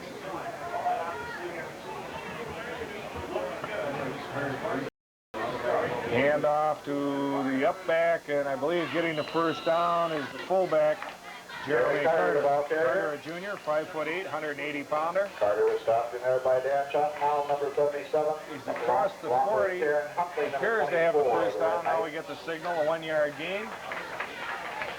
And a 1st down run. 1st down for the Tigers. Second 1st down of this The drive, ball is on I believe. the Red Knight 39-yard line. When Brinkmeyer comes out, this Jason Christensen's the only sophomore that's playing with the varsity at this point, and number 3, you can't see him on the screen, but he's flanked wide. He's got great speed. Good sprinter and track as a freshman. Okay. And they go to Christensen, but the ball was thrown perhaps a little bit behind him, perhaps just as well as Benilde had a big rush on. The linebacker was moving out there in a hurry to perhaps break that up. Well, again, he didn't stand any chance of completing that pass because he had somebody all over him before he had a chance even to turn around. And again, like you say, you play that risky defense. At 71, I think that's at number 20 on the program, Sean Harrell. He's coming every play if you can catch him on the screen right there, right in behind the nose guard. It's jockeying already. See him jumping around there. No, not this time. And we've got an option left, and Sauter. Corey Sauter, the ball carrier for the Tigers. Picks up about 5 yards. Sauter was stopped that time by Byron Bridges, number 43. Bridges playing both ways. Yeah. Comes up to make that tackle. That's that pass play that we ran the previous play. That's a little bit of a setup play too. Yeah. You run it short a couple of times, get that cornerback coming up, and then if you can get the time to throw it, you run that hitch and down the field. Third and about 5. The ball is on the Red Knight 34-yard line. Have to tuck it in a little bit under his shoulder pads when he gets ready to hit those players. Otherwise, he'll really get kissed on some of those plays. Hand off to second back. Zemer, big hole, turns it outside, runs over 2 players. He's at the 10, the 5, and driven out of bounds. 29 yards. 29 runs for Jared Zemer. And you recall, I said earlier in the first half that Zemer was perhaps just a half a step away, and that time perhaps Benilde players a little bit tired. They couldn't control him after that first 7 or 8 yard spurt. He broke it to the outside. First goal for the Tigers. Ball is on the Red Knight 5-yard line. And we're bigger, Eric Zemer, too, with a little more strength in the upper body. He took on a couple guys and shook them off like they weren't even there. First and goal on the 5 yard line, 4.5. Handoff, whistle, and we'll see what the call is here. Illegal procedure on the Tigers. Lineman move. One of the linemen perhaps moved a little early. Procedure penalty called against the Tigers. 6:24 left to go here in the third quarter. The Tigers leading at 14-0. Really looking here to take control of the ball game with another touchdown.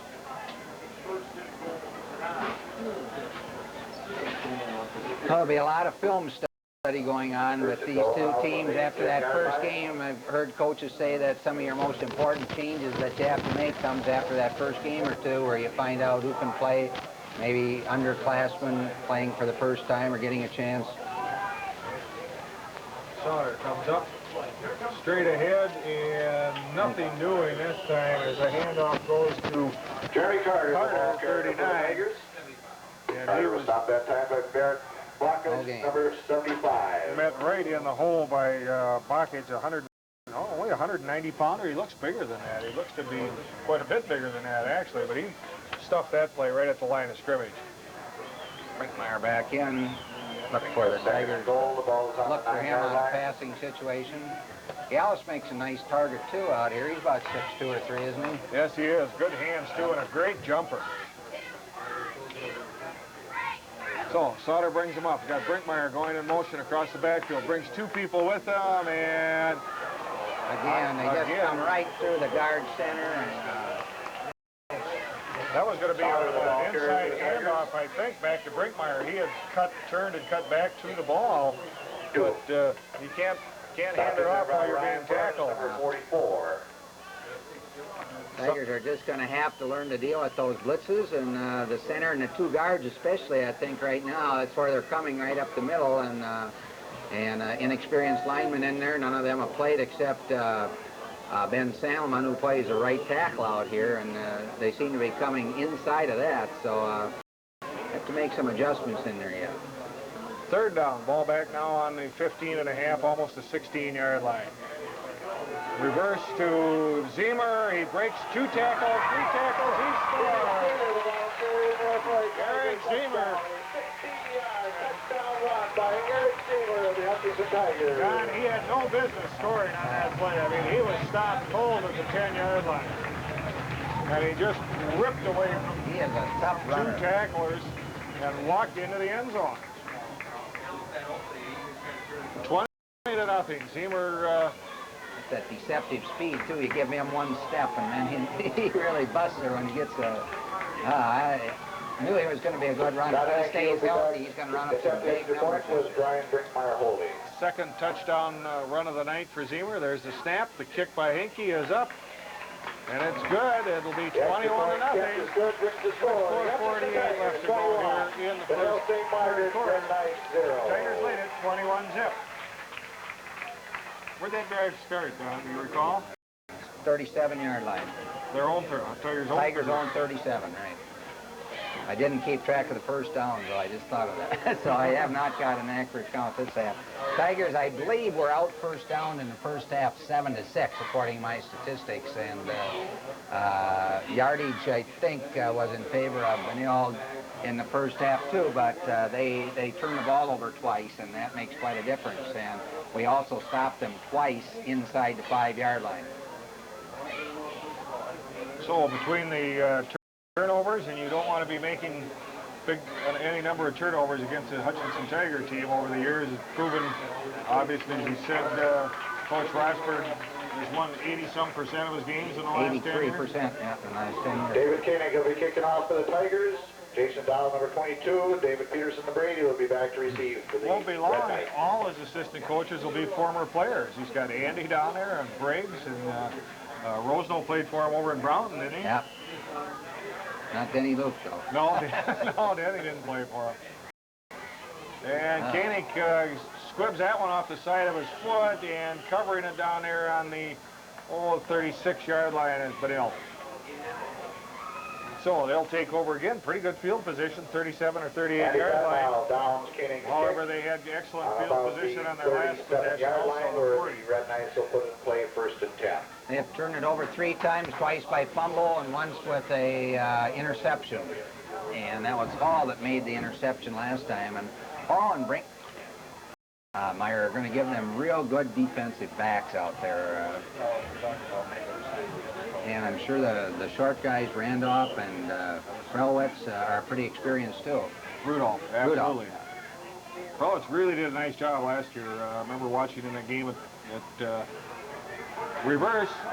And we've got it. We got a guy out there, but he got knocked down. And now this play could go all the way. Scoring for Benilde is Andy Fazenden. And he's hot dogging it. Andy Fazenden, number 25. He slowed down on about the 20-yard line. He turned around and backed into the end zone. Andy Fazenden with a 63-yard touchdown run for the Benilde St. Margaret Red Knights. No flags on the play as the Tigers look to have that play stopped. They had a couple of players over there, but Benilde offensive players did a good job of knocking Tigers down. There were some great blocks. Krelwitz really got turned inside out. Who scored that one? 25, Fazenden. Fazenden is listed here as a 6-foot wide receiver. With Tony Poldy. Kicking will be number 44, Ryan Burns. There's a snap. The kick is up. It's low, but it's good. The extra point attempt is good. Bring the score. The Hutchinson Tigers 21. Benilde St. Margaret that will sober things up over here on the Hutchinson Tigers sideline as they give up their first touchdown in 12 quarters. That'd be 11 quarters against Benilde St. Margaret on a 63-yard reverse. Now, like you say, there were a couple Tigers that smelled that play coming, but they were blocked, especially Krelwitz. I watched him come up, and he was hitting in pretty good position, and somebody just leveled him with a block. I mean, he went butt over tea kettle in there. The cornerback over on the far side, I would imagine that was Hall. Looked like he was in pretty good position, but Benilde had 2 people way downfield to block him, and he couldn't break through the blocks to make the tackle either. Well, that one will be a run of slow motion 4 times this week. Deep to receive for the Two Tigers. Fingers pointed there to see what happens when you get drawn to the side. You got to play team defense. You got to play your position. Coach Rosno talking with one of the officials. He thinks maybe some of those blocks were below the waist, which is illegal in high school. Zemer takes it at the 20, out to the 30, 35, puts his head down and rolls out to about the 38-yard line. To about the 39-yard line. Good kick return by Zemer. Stopped in there by Chris Jost, number 10 of the Red Knights. So the Tigers will start again with pretty good field position, just short of the 40-yard line. Call it the 39. First and 10, and Brinkmeyer comes to the sideline. We'll take a little break here on this series. First and 10 for the Tigers on their own 39-yard line. He was chasing the reverse man there, but he didn't have much of a chance to catch him, but he showed good speed. So Christensen will have a few plays here. Option, Sauter hangs on, turns it up, and Corey Sauter, number 17, the 45 back yard carrier line. for the Tigers. Gets it to the 46, make that a 6-yard gain. Stopped in Second by and Sean 4. Carroll, number 71 of the Red Knights. Directly in front of us and the coaching staff. Sauter just doesn't have to have anybody come in. He just walks over to the coaches and gets the play. I don't know, are we alternating plays? Or? I think Andy's signaling him from the sideline. Second and 4 for the Tigers. The ball is on their own 46-yard line. Must be what's going on, because I've always, Coach Rosberg has for years alternated plays, usually with one of his wide receivers or ends. I'll watch that this play. Hand off to Carter. He gets up about 2 to 3 yard gain. He'll be short of the first down. Tigers have to get it out just to the 50-yard line to get the first down. Stopped in there by Mark Jamanek, number 32 of the Red Knights. So Sauter gets the signal from Rosberg. That's Andy Rosberg signaling the plays in. Probably why he's down on the field this year. Save trying to run in somebody different all the time. Christensen flanked wide left. Hand off to Carter. He did a nice job that Barry time. Carter, number 39, the ball Burns gets carrier for the lined up on Tigers. a safety blitz, and Carter just sidestepped him and stepped across the 50-yard line for the first down. Just stopped in there. 3:03 left to go Sean here Carroll, in the number third 71. quarter. The Tigers lead it 21-7.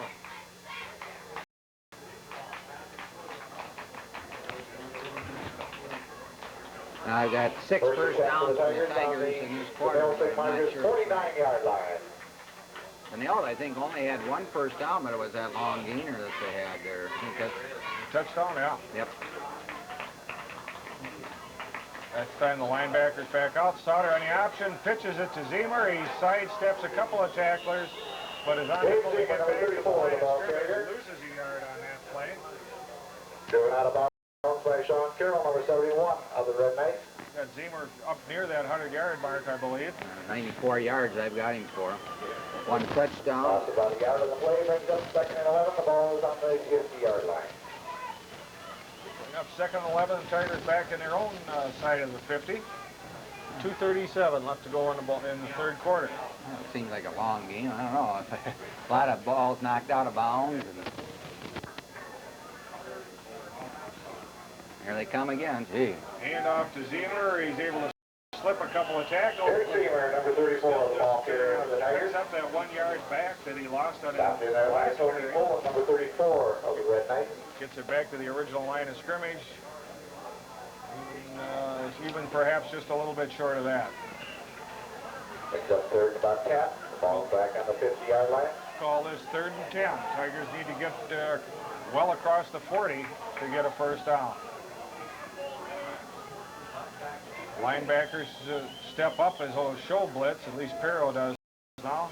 But they drop back, hand off to Zemer, gets a block at the line of scrimmage. Brinkmeyer, the ball carrier. Brinkmeyer, I see. And he's short of the first down. Brinkmeyer stopped in there by Tony Poland, number Interesting 34. call for Rosberg and Rosberg here. It'll be 4th and about 3. Punting. Punting unit comes on the field. Gain of about 5 on the play. Brings up 4th and 5. Okay, they spot that ball back a little ways from where I originally thought it was also. So we'll make this 4th and 5, 4th and 4. Tigers' second punt. I don't think Brian Benilde's Brinkmeyer ever back to yet. punt. Brinkmeyer in deep punt formation. Byron Bridges, number 43. Good snap. Gets the punt off. Oh, there'd be something that we talking about that on the. Also, there's the kick. Goes down to the 10-yard line, inside the 10-yard line. One of the Hutch Tiger blocking backs there looking for a little fake on the outside. Down inside the inside. 10-yard line of the Benilde St. Margaret Red Knights. Nice Fortunately, Brinkmeyer got the kick away. And good height on that kick. And Good bounce also. Yeah. Ball boy comes back off the field here. As Benilde will put the ball in play from their own 9-yard line. For Benilde St. Margaret's on their own 9-yard line. Benilde's still in this ball game. The Tigers unable to move the ball after a couple of first downs in that series, have to punt it away. Gives Benilde a chance to see what they can do from the deep inside their own territory. Their last play was a 63-yard scoring pass. Or reverse that. There's a handoff straight ahead, and that's Bridges, the ball carrier for the Tigers. a loss of a yard or two by Bridges. David Koenig, I think, was #1 tackler. Backlund, too. Backlund came on that tackle. That'll bring up 2nd and 12. The ball back down to about the 8-yard line. Lost about a yard to play. Got Reed playing one of the inside linebackers now. 28 seconds left to go here in the 3rd quarter.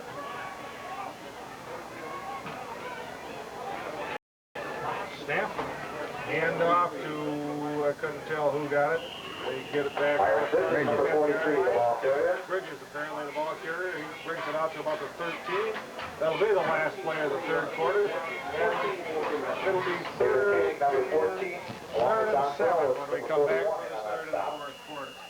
Adam Geary did come back in on that play for the first time, I think.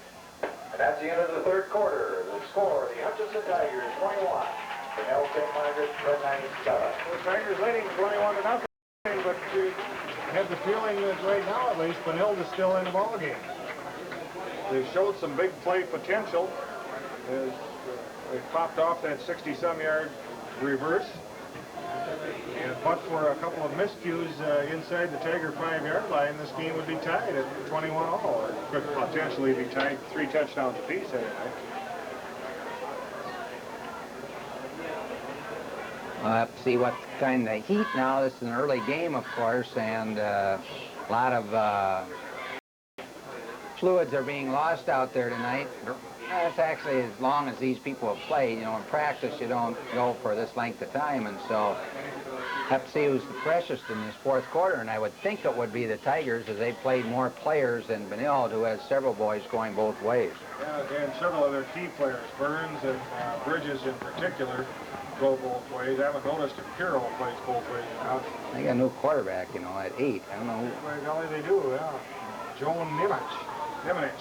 He drops back, looks down the field, well overthrown, well covered also as Kremowitz and Hall were short and deep as they tried to get that ball over the horizon. Ball's incomplete. That'll bring up a 4th down. I'm reasonably certain this is Benilde's first punting situation of the ball game.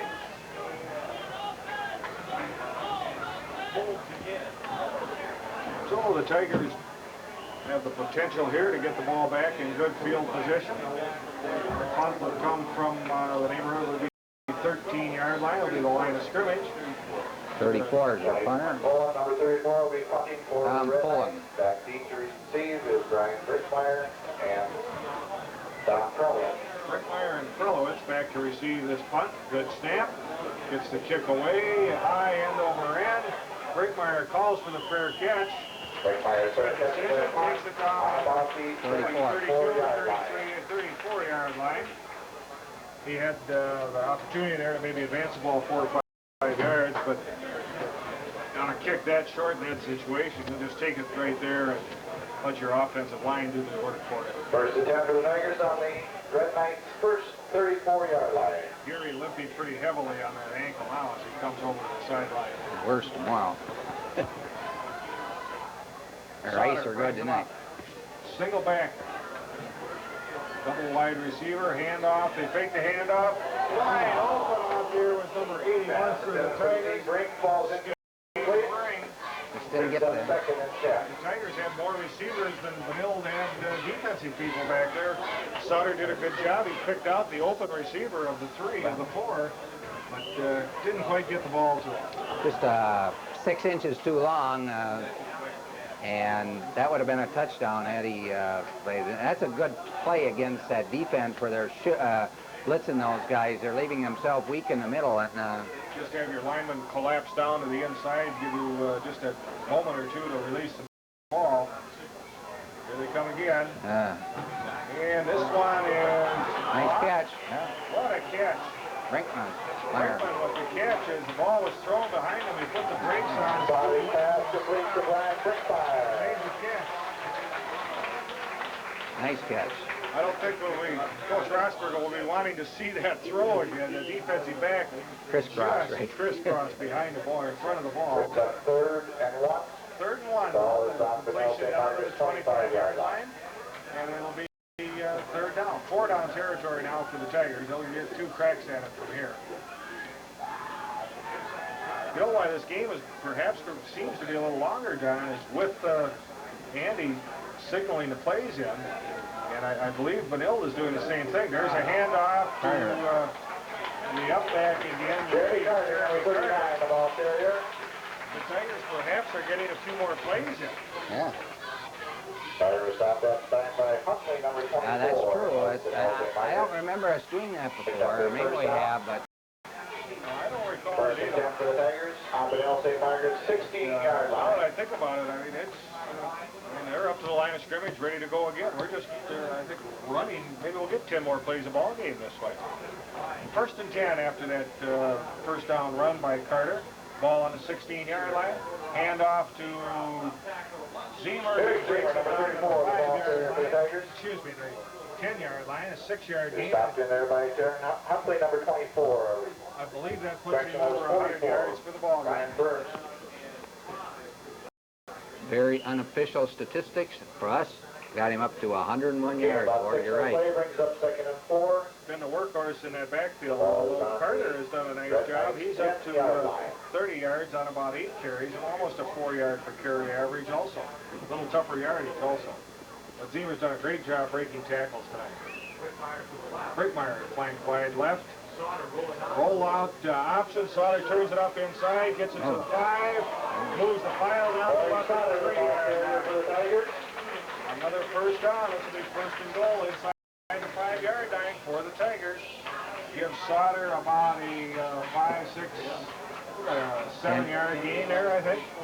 It started on the Started on the 11. 7 yards. Well, don't count it at all. Wait a minute, we've got a flag down Flag on the there. play. Talking to Benilde players. Yeah. Nice play. One thing about Sauter, he looks big enough that when he gets in the pile that he can knock it over and get an extra yard or two that way. And if you're 6'3", that could count up to a lot of yards in a year. Like a hold, maybe. It's to be a 10-yard penalty. Ball is moved back to the 21-yard line. Holding Holding in. penalty called against the Tigers. Here's the call. So, big penalty instead of first down on the 3-yard line. It'll be 2nd and 15. Second down on the 21-yard line. And Hutchinson takes timeout. Rosberg and Rosberg decide to call a timeout here. Andy runs out to talk to the offense. 9:51 left to go here in the ball game. The Tigers leading by a somewhat comfortable 21-7 lead. This A lot of inexperienced players out there. I'm sure he'd like to get one here. 21-7 will look a lot better going into the last 8 minutes of the game. They got a tough road now. They're back to the 20-yard line. It's 2nd down. They had it down 1st and 10 on about the 4. Quite a difference. That was a 16-yard penalty, what it comes down to.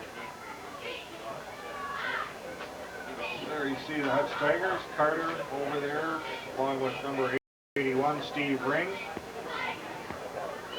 Brian Brinkmeyer, number 1. You see Sauter, 17. 76 for the Tigers. Ben Saddleman, right tackle for the Tigers. 75 out there is Mitch Smith, 222-pound tackle. Tigers are not lacking size in that offensive line again this year. They've got good size. Especially at the tackles are good size. Back to action, 2nd and 15 for the Tigers. So Sauter brings him up. He's got Zemer flanked wide left. He's got Brinkmeyer flanked wide right. Those two will have to get single coverage. If he gets time, he'll hit one, He maybe. gets time, that's right.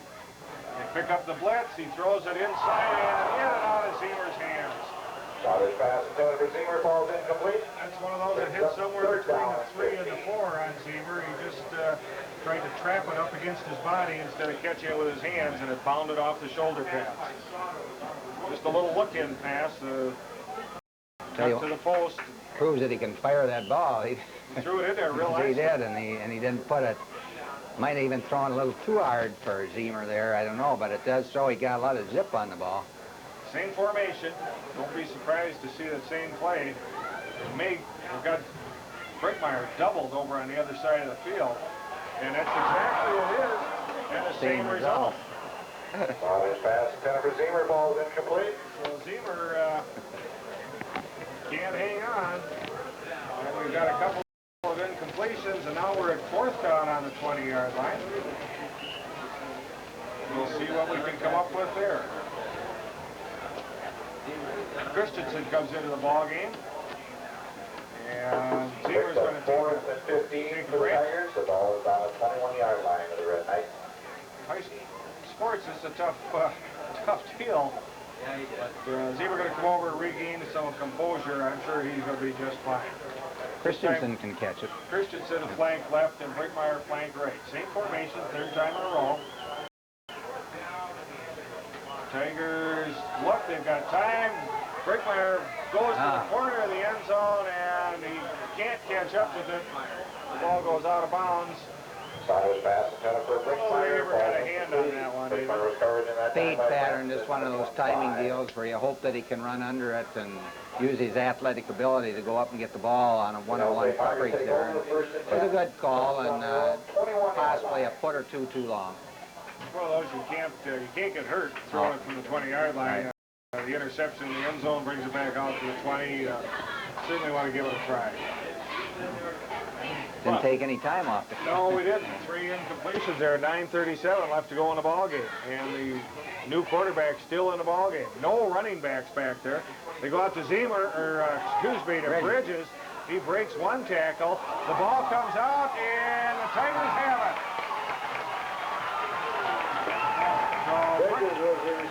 Up there making a tackle were Brickmeyer and Jason Wetzel.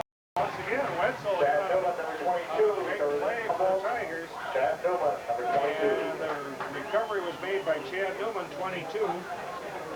Fourth Not sure what position Newman was playing out there defensively. Not very big. That was that's one of those times where they had very good coverage on Bridges on a low swing pass. That's a pass designed to get Bridges out in the open, letting him use his athletic ability to break tackles. But what happened there was that he tried too hard, and he got hit, and finally somebody stripped him, and the ball bounded forward, and the Tigers got the ball again in great field position on their, what is that, about the 24-yard line? I believe so. Yep. That's their 4th turnover. 4th turnover for the Tigers. They've been able to capitalize on a couple of them.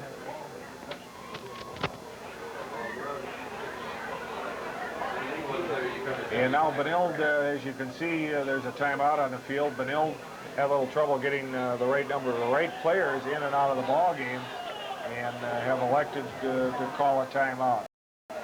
Haven't really had a chance to look over there on the sideline. I think Kastner, their quarterback, I don't know if he's injured or the coach just decided to make a change. At that Rapid City.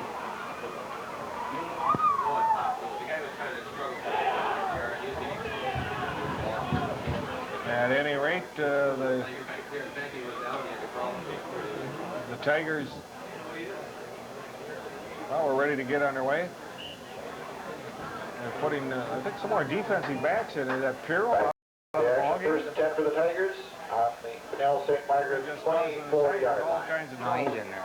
He's right on the line. Okay, more of a running formation at this point.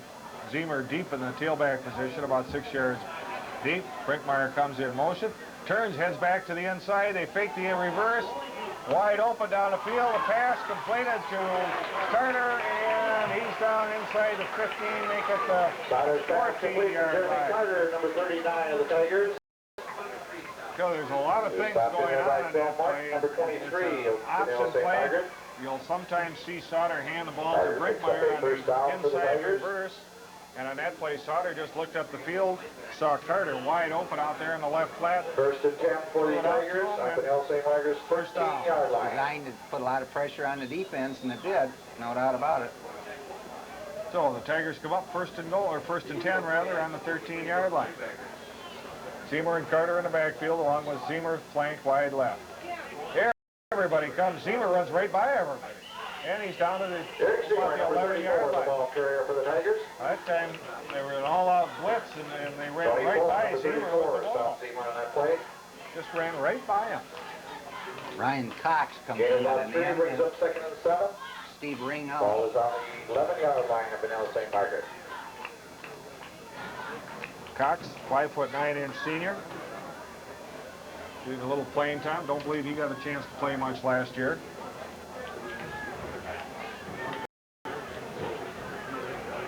So Sauter brings him up. 2nd and 7. Handoff, fake the handoff, turns it up himself. He's got a little running room. Goes to the corner. He's in for the touchdown. Sauter with the 11-yard touchdown run. Corey Sauter from the 11-yard line gets his, I believe his first touchdown as a Hutch Tiger. And I think we'll maybe see him get a few more also. Well, now we got a little more breathing room. Again, there's still 8 minutes left in the ball game. Yeah, if they could have, we went from 9:57 to 9:37 with those 3 passes, and so Benilde still had a lot of time, but then they fumbled on the first play, and Tigers were able to capitalize on the break once again. 8:05. Oh, bad snap. Brinkmeyer's got it. He turns upfield, throws it, and it's good for 2. Brinkmeyer's pass, complete to James Gallas. 2-point conversion. Brinkmeyer to Gallas. Well, congratulations to Coach Rosberg. He killed everybody with that one. Hutchinson Tigers, 29. Benilde St. Margaret. I don't think that was a play. I think that there's a red alert or every fumble. You go somewhere, you throw to a receiver. The snap came in perhaps a little bit high, and Brinkmeyer just took off with it, eluded a tackle, looked up the field, and of course, Brian was the backup quarterback last year, so he had no hesitation at all. He just fired it into the end zone. Well, you'll see that more than once during the year, but maybe not under that type of a situation. But when you've got a guy like Brinkmeyer holding with his speed and with his ability to throw, he can do a lot of things when he stands up with the ball. So 29-7 now. The Tigers comfortably leading for the first time in the ball game. Dave Peterson, number 8:05 left to go in the ball game.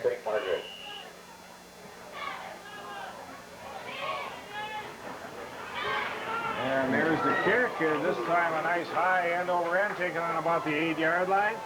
Player breaks over to the sideline. Tigers have got a miss. Good open field trap go by Trevor Rookie. Stopped in there by Trevor Rookie, number 44 of the Tigers. Came down the field. He kept his spacing out there, just as he has been taught to do. Forced the angle, forced the player, the Benilde ball carrier to the sideline, and made the open field tackle. He's got a little speed too, and that helps. For the St. Margaret's on their own 25-yard line. Well, inside the 25. I think the goal is inside the 30 always in high school. Okay, Newman out there again. He recovered that fumble, led to that last touchdown. He's playing one of the outside linebackers. Bridges. Oh, nice move, in and out move, and finally Brinkmeyer has to drag him down, but not before Byron Bridges, number 43, the ball carrier for Benilde St. Margaret. Stopped in there by Brian Brinkmeyer, number 1 of the Tigers. Rookie and 77, who was Jay Kant, 6 foot 235, going in to play one of the tackles. Only one guy came out. Maybe they were one short on that play. Rudolph comes to the sideline also here. Yeah, let's see who's on that outside linebacker now. Number 44 in the ball game. Rookie stays in the ball game now to play that outside linebacker on the right side. Wide open formation. Oh, we've got people moving around. And Frazenden, who scored that touchdown, was caught moving up the field before the snap. And so they'll be penalized 5 yards and make it a 1st and 15. Jay Peterson comes in, 5 foot 10 inch junior. Probably play one of the safeties over there. Tigers go to their umbrella defense. defense now with Brinkmeyer playing the safety in the middle. Gonna look for the ball in the air. Chance for some of those Huskies back there on defense. Pitch out, sweep left. Tigers got this one figured out. And Bridges is going nowhere. Making the tackle is Krelowitz. That's good. Ryan Burns, number 44, the ball Ryan carrier. Burns takes number 88 there and Lance Jeffer and throws him down back to the plane. Surprised he got away with that. I was too. I think you want to throw Jeffer around too much. He'll come back get in your face in a hurry. Second and 17, the ball is on the Benilde St. Margaret's 31-yard line. Krelowitz got hurt a little on that play, though.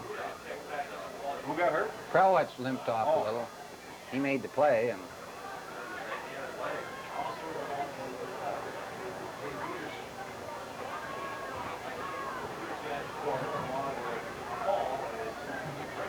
I formation, slot left. Quarterback looks left, throws it down the middle. And catching it just at the 50-yard line for a first down. And then, who was it? Peterson makes the tackle. Number 34. I'll tell you something, there's 25 out there for Benilde St. Margaret. He scored that touchdown. Andy Fazenden, he wanted hot dogged it into the end zone. Now he's out there talking a little trash. You can see him. He's got something to say on every play. First and 10 for Benilde St. Margaret on the Tiger 49-yard line. Tigers have got pretty much a second group in there defensively, at least in the linebackers in the secondary. Brinkmeyer still back at safety. Little screen pass to the left. And good open field tackle. Who made that one? Myron Bridges, number 43. 88. That'd be Jeffer Jeffer again. Jeffer, number 88, of the Tigers. Linebackers are making a lot of tackles tonight. We've been calling the linebackers numbers. Of course, that 4-4 defense is designed to get those linebackers to make the tackles. Ball is on the Tiger 43-yard line. Gain of about 6, second and 4 for Benilde on the Tiger 43-yard line. Need to get it to the 39.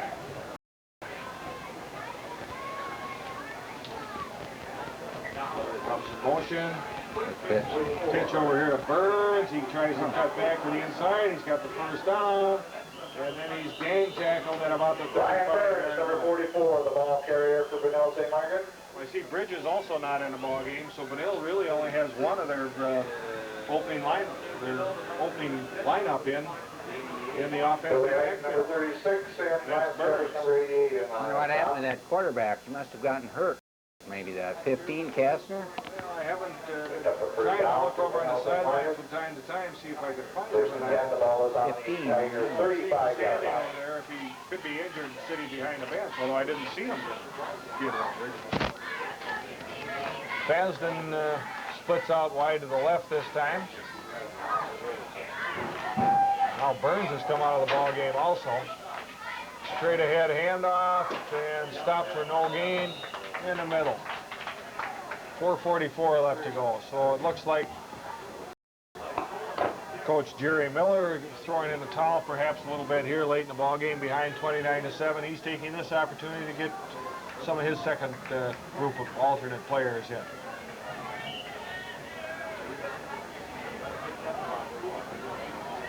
Second and 8 for Benilde St. Margaret. The ball is on the 2-yard Tiger gain. 33-yard line. Kind of a favorable spot there for Benilde. Slot right formation.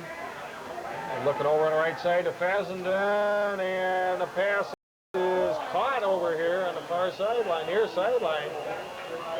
Coming up to make the tackle for the Tigers was Doug Hall, but not before they complete the pass. Complete to Tony Paul. Down to about the 15-yard line. Who was that? Tony Pullen. Stopped in there by Doug Hall of the Tigers. Pullen, who started the ball game as a flanker, making that catch. First and 10. Just outside. 4 minutes left to go here in the ball game, and Benilde St. Margaret threatening to score late in the ball game. Tigers leading it comfortably, though, 29-7. See a couple of defensive linemen out there. Brian Backlund still in the ball game. They're looking for that fade pattern. Oh, Brinkmeyer all over that one. And Nobody gets the interception. Pass is intended for Phil Martin, intercepted by Brian Brinkmeyer, the Tigers. Well, Fifth one. you can't keep throwing a ball up in the air like that. In the neighborhood of Brian Brinkmeyer, he does such a great job of reading the quarterback's eyes and going to the ball. Yeah, I believe there'll be games this year where he'll get a couple of interceptions in there because he's got such great instincts to the ball as to where to go with it. Quarterback change, a sophomore on the program, is that right down, Mark Lickfeld? I thought we He's were a heading junior. Tigers will put the ball in play, first and Mark's 10 a junior. on their own 20-yard I line. believe, or is he? He's listed as a sophomore on the program. At any rate, whatever he is, he's on. Sophomore. He's Yeah, out he is a there. sophomore. We're going to be playing a backup Yeah. quarterback, and now he's one player short. Hutchinson takes time out. So Brinkmeyer will bring him out. Brian, the punter for the season this year, the way it appears. Seems to be a long time out.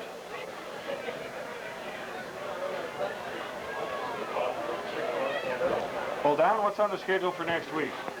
Well, Hutch plays at Shakopee, Channel 10, I believe his plans to go up there. I haven't heard any differently anyway, and so I'm not sure. Shakopee is not considered one of the prime favorites, so the Tigers are getting a chance to open against teams at least they can compete with, and in this case have defeated Benilde St. Margaret's, and probably Shakopee will be, a stronger team. And as we look down the schedule here, I know things definitely pick up. We got Lakeville, and they're ranked number 1 in the state. Okay, well, that'll be a game I'll have to miss You will, huh? next week. It's our 25th wedding anniversary, and it'll be the first time also since in a long time that we have nobody at home. Oh. So we're going to take the weekend off and go up to Down about the 50-yard line where Benilde St. Margaret's take over first and 10. Well, that kick was down on about the 49-yard line of the Tigers. Brinkmeyer, who's perhaps a little leg weary. He's played a lot of plays tonight. And with 1:56 to go, the ball goes back over to Benilde St. Margaret.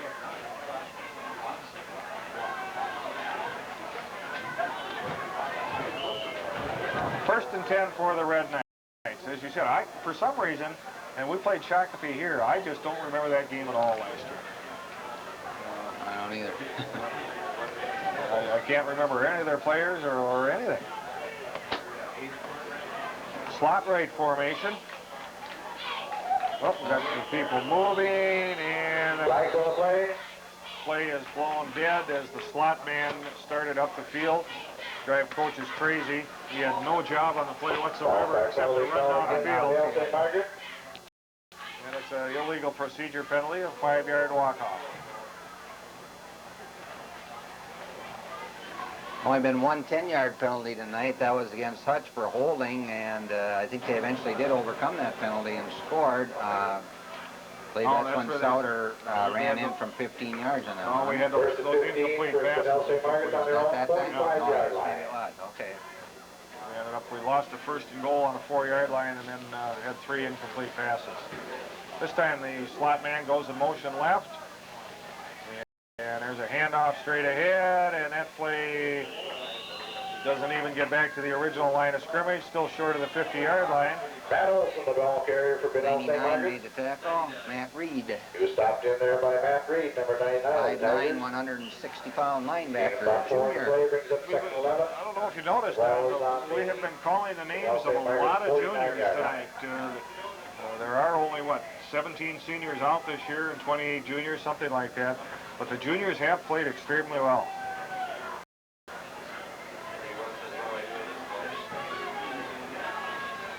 Second and 12, little screen pass, and that's completed. Tiger, one of the running backs misses, but then they come up and make the Pass tackle. complete to Greg Susky, number 47. Robert Jackson had an opportunity to put a major league hit on over there, but he missed. The Tigers were able to stop the play anyway.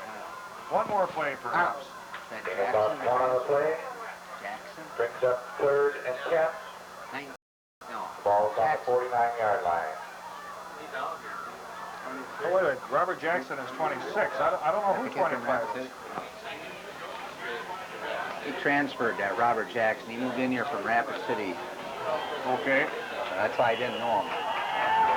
And there's the horn man. Whistle or whatever it is. That is the end of the ball game. Hutchinson wins it easily. Going away, actually 29-0. Misplay where they gave up a 63-yard run, they would have had another shutout. You want to review the scoring for us, Tom? Well, the first half, Zemer went in from 2 yards with 7:17 remaining in the first quarter. Scott Hinkey added the extra point. Tigers led 7-0, and that was the scoring in the first half. So the first half ended 7-0 Hutch. The second half, with 10:10 remaining in the third quarter, had a great play when Souter hit Gallus with a 78-yard touchdown pass. Again, Hinkey kicked the point. Then with 4:48 remaining in the third quarter, Zemer went 15 yards on a nice run for a touchdown. Hinkey again kicked the point. And I think on the first play after the kickoff, Franzen went 63 yards on a double reverse for the Red Knights for their first touchdown in 3 years against the Tigers. Burns kicked the point, so it was 21-7.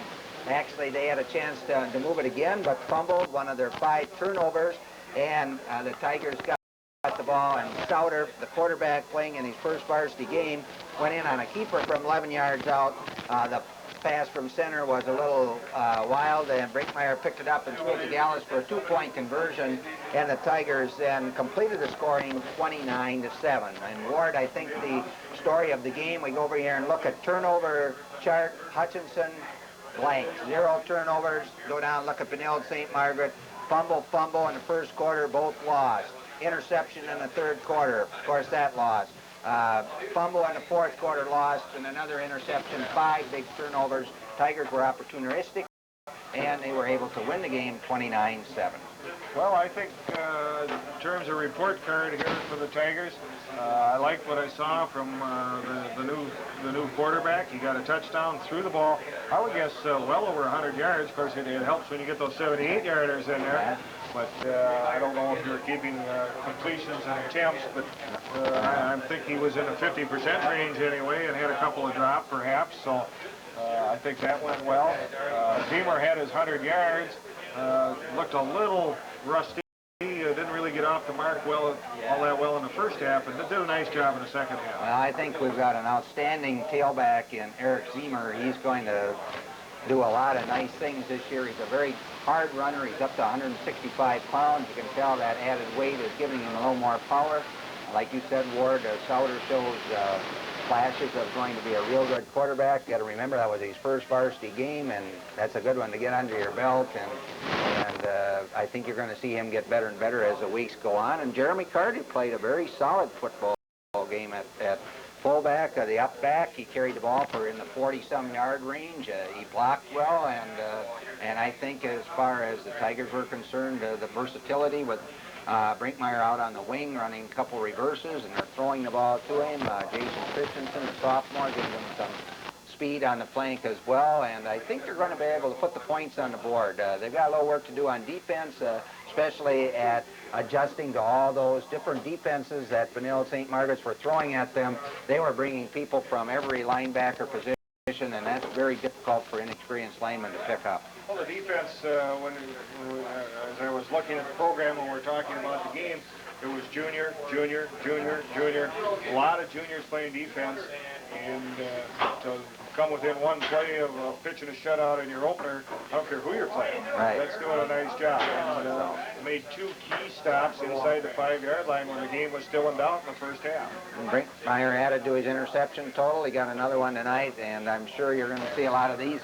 He stays healthy during the year. He's got a chance to get double figures, I think, this year actually on those. So, yeah, it was a good opening victory. The Tigers are very happy to come out with a 29-7 victory. It shows they've got some great potential there.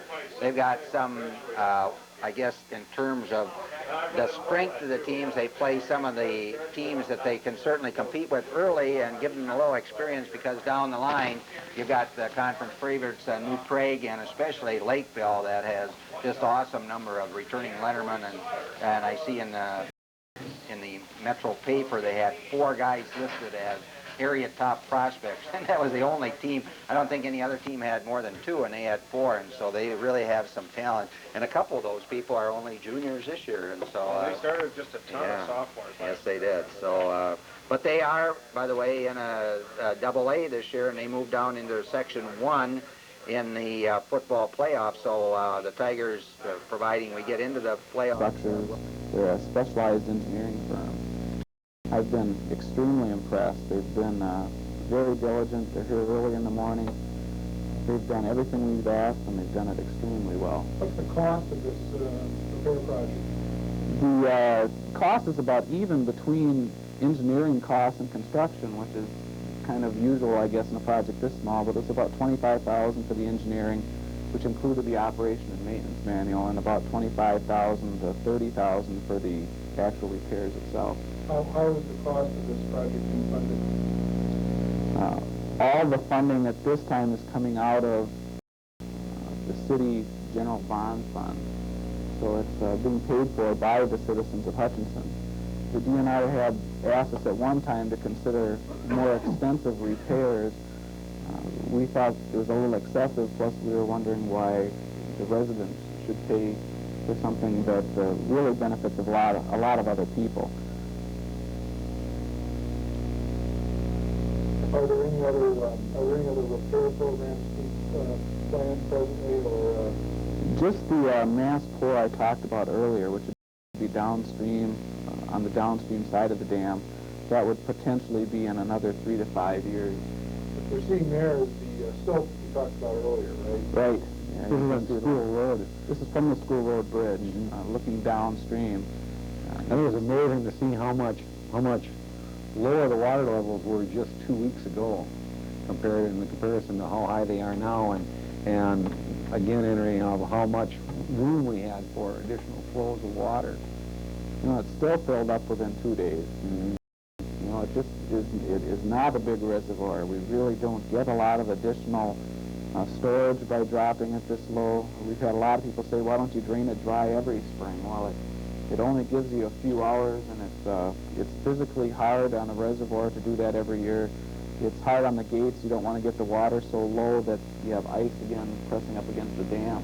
I know that's some of the things we've done in the last year is when we knew there was substantial rainfalls, we tried to lower it enough to at least take a lot of that water on. But again, it's a very, very minimal time effort for results type of a situation. Wayne, do you know right offhand what the average depth is behind that dam in a normal year? No, I think John could probably answer that a little bit better than I could. Well, it was about 8 feet lower here than normal, and I think in some places there was still 4 to 5 feet of water. So in general, you know, I think you can see, I guess, most of the water is, you know, the water is probably 3 to 4 feet deep on average, and up to 12 feet deep at its deepest point. This shot's been taken 7 days later, is that correct? 1 week later from when we were at? Right. And this is post-rainstorm. Yeah, this is post-rainstorm. You can see that center section, the concrete is all fallen out except for that little bit on the left side there. It's flowing through that center portion. Again, this was to be expected. We were going to pull the concrete chunks off anyway. You can see the saw cuts where the water is coming through. The scaffolding we've seen on the last footage of a week ago is still there, but now buried under the water. Right, and you know, there's a lot of stories about the scaffolding washing away, and it is still there. The water's down now. You can see it. They pulled off the planks that they walk on. If you look close, you can see some of the tree limbs and things that are actually stuck in it on the downstream side of the dam there. But the scaffolding itself is still in place. There was, you know, really no damage that we could see to the dam at all.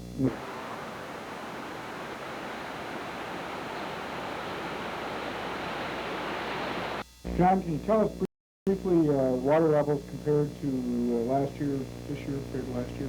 Well, this year the water peaked almost 3 feet lower than it did last year upstream, and it was probably a foot to a foot and a half lower downstream. So in terms of scope, this was a far more manageable storm than it was last year. And we really, considering that most of the flow is coming out of Buffalo Creek then, which goes through Glencoe, I think that the problem that they've had in Mayor and Delano is much more related to the other watershed areas in this one. Something about the areas that are affected from the large flow is that most of the areas that we see both in the city of Hutchinson and elsewhere in the county are related to areas where they probably built up before there was established floodplain. A lot of the businesses that we have affected have been here for many, many years and built on areas that are lowland. Some of our concerns are in the city of Biskie, where again they're built about as close to the floodplain as they should.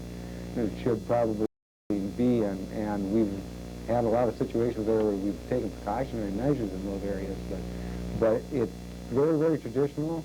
I know one of the questions I get asked is a lot about the landfill. That is their responsibility to make sure that their areas do not contaminate water, even at 100-year flood levels. And we even have not seen those types of flows yet through any of the last several years. So.